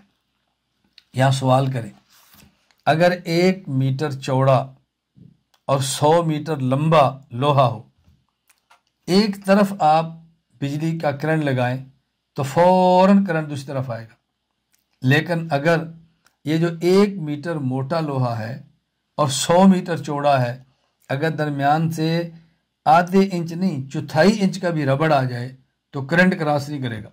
تو پوچھا جائے 1 میٹر موٹے لوہے سے 100 میٹر لمبے لوہے سے اگر کرنٹ کراس کر سکتا ہے تو 1/4 انچ ربڑ سے کراس کیوں نہیں کرتا؟ کہتے ہیں منو مٹی سے دیکھ سکتے، دوپٹے سے کیوں نہیں دیکھتے؟ آپ پوچھو کیوں نہیں دیکھ سکتا، وجہ پوچھے نا، سوال کریں ان سے۔ کوئی آپ سے پوچھے تو ہم تو بڑی آسانی سے کہہ سکتے ہیں بھائی جنس کے بدلنے سے حکم بدل جاتا ہے، مٹی کا حکم اور ہوگا، کپڑے کا حکم بدل جاتا ہے، یہ لوہا ہے حکم اور ہے، درمیان میں چمڑا آ گیا حکم اور ہو گیا، حکم بدل جاتا ہے ربڑ آنے سے۔ خیر، لیکن حضرت امی عائشہ رضی اللہ تعالیٰ عنہ کی فہم ہماری فہم سے بالا تر ہے، ایک مسلمان کی شان کے لائق نہیں ہے کہ امی عائشہ رضی اللہ تعالیٰ عنہ کی فہم کے مقابلے میں اپنی فہم کو پیش کرے، اس کو اچھی طرح ذہن نشین فرما لے۔ حضرت عمر رضی اللہ تعالیٰ عنہ کی شہادت پر حضرت علی المرتضیٰ کا میں ایک جملہ نقل کرتا ہوں، کیا فرماتے تھے؟ امام ابو عبداللہ محمد بن اسماعیل بخاری رحمہ اللہ، وفات 256 ہجری، صحیح بخاری حدیث نمبر 3677، وہ فرماتے ہیں کہ حضرت عبداللہ بن عباس رضی اللہ عنہ فرماتے ہیں انی لواقف فی قوم فیدعون اللہ لعمر بن الخطاب وقد وضع علی سریرہ، میں کھڑا ہوا تھا ایسے لوگوں میں جو عمر کے لیے دعائیں کر رہے تھے۔ حضرت عمر رضی اللہ تعالیٰ اپنی چارپائی پر تھے، میں نے دیکھا میرے پیچھے ایک شخص ہے، قد وضع مرفقہ علی منکبی، اس نے اپنی یہ کونی میرے کندھے پہ رکھی، اور وہ کیا کہتا ہے، رحمک اللہ، اللہ تجھ پر رحم کرے، ان کنت لارجو ان یجعلک اللہ ما صاحبیک لانی کثیر مما کنت اسمع رسول اللہ صلی اللہ علیہ وسلم۔ اللہ اکبر۔ اللہ تعالیٰ آپ کو اپنے دونوں ساتھیوں رسول اللہ صلی اللہ علیہ وسلم اور ابو بکر رضی اللہ عنہ کے ساتھ جمع کرے۔ میں اکثر رسول اللہ صلی اللہ علیہ وسلم کو یہ بات فرماتے سنا کرتا تھا، آپ فرماتے تھے کنت و ابو بکر و عمر، اللہ، کنت و ابو بکر و عمر، میں تھا، ابو بکر تھے، عمر تھے۔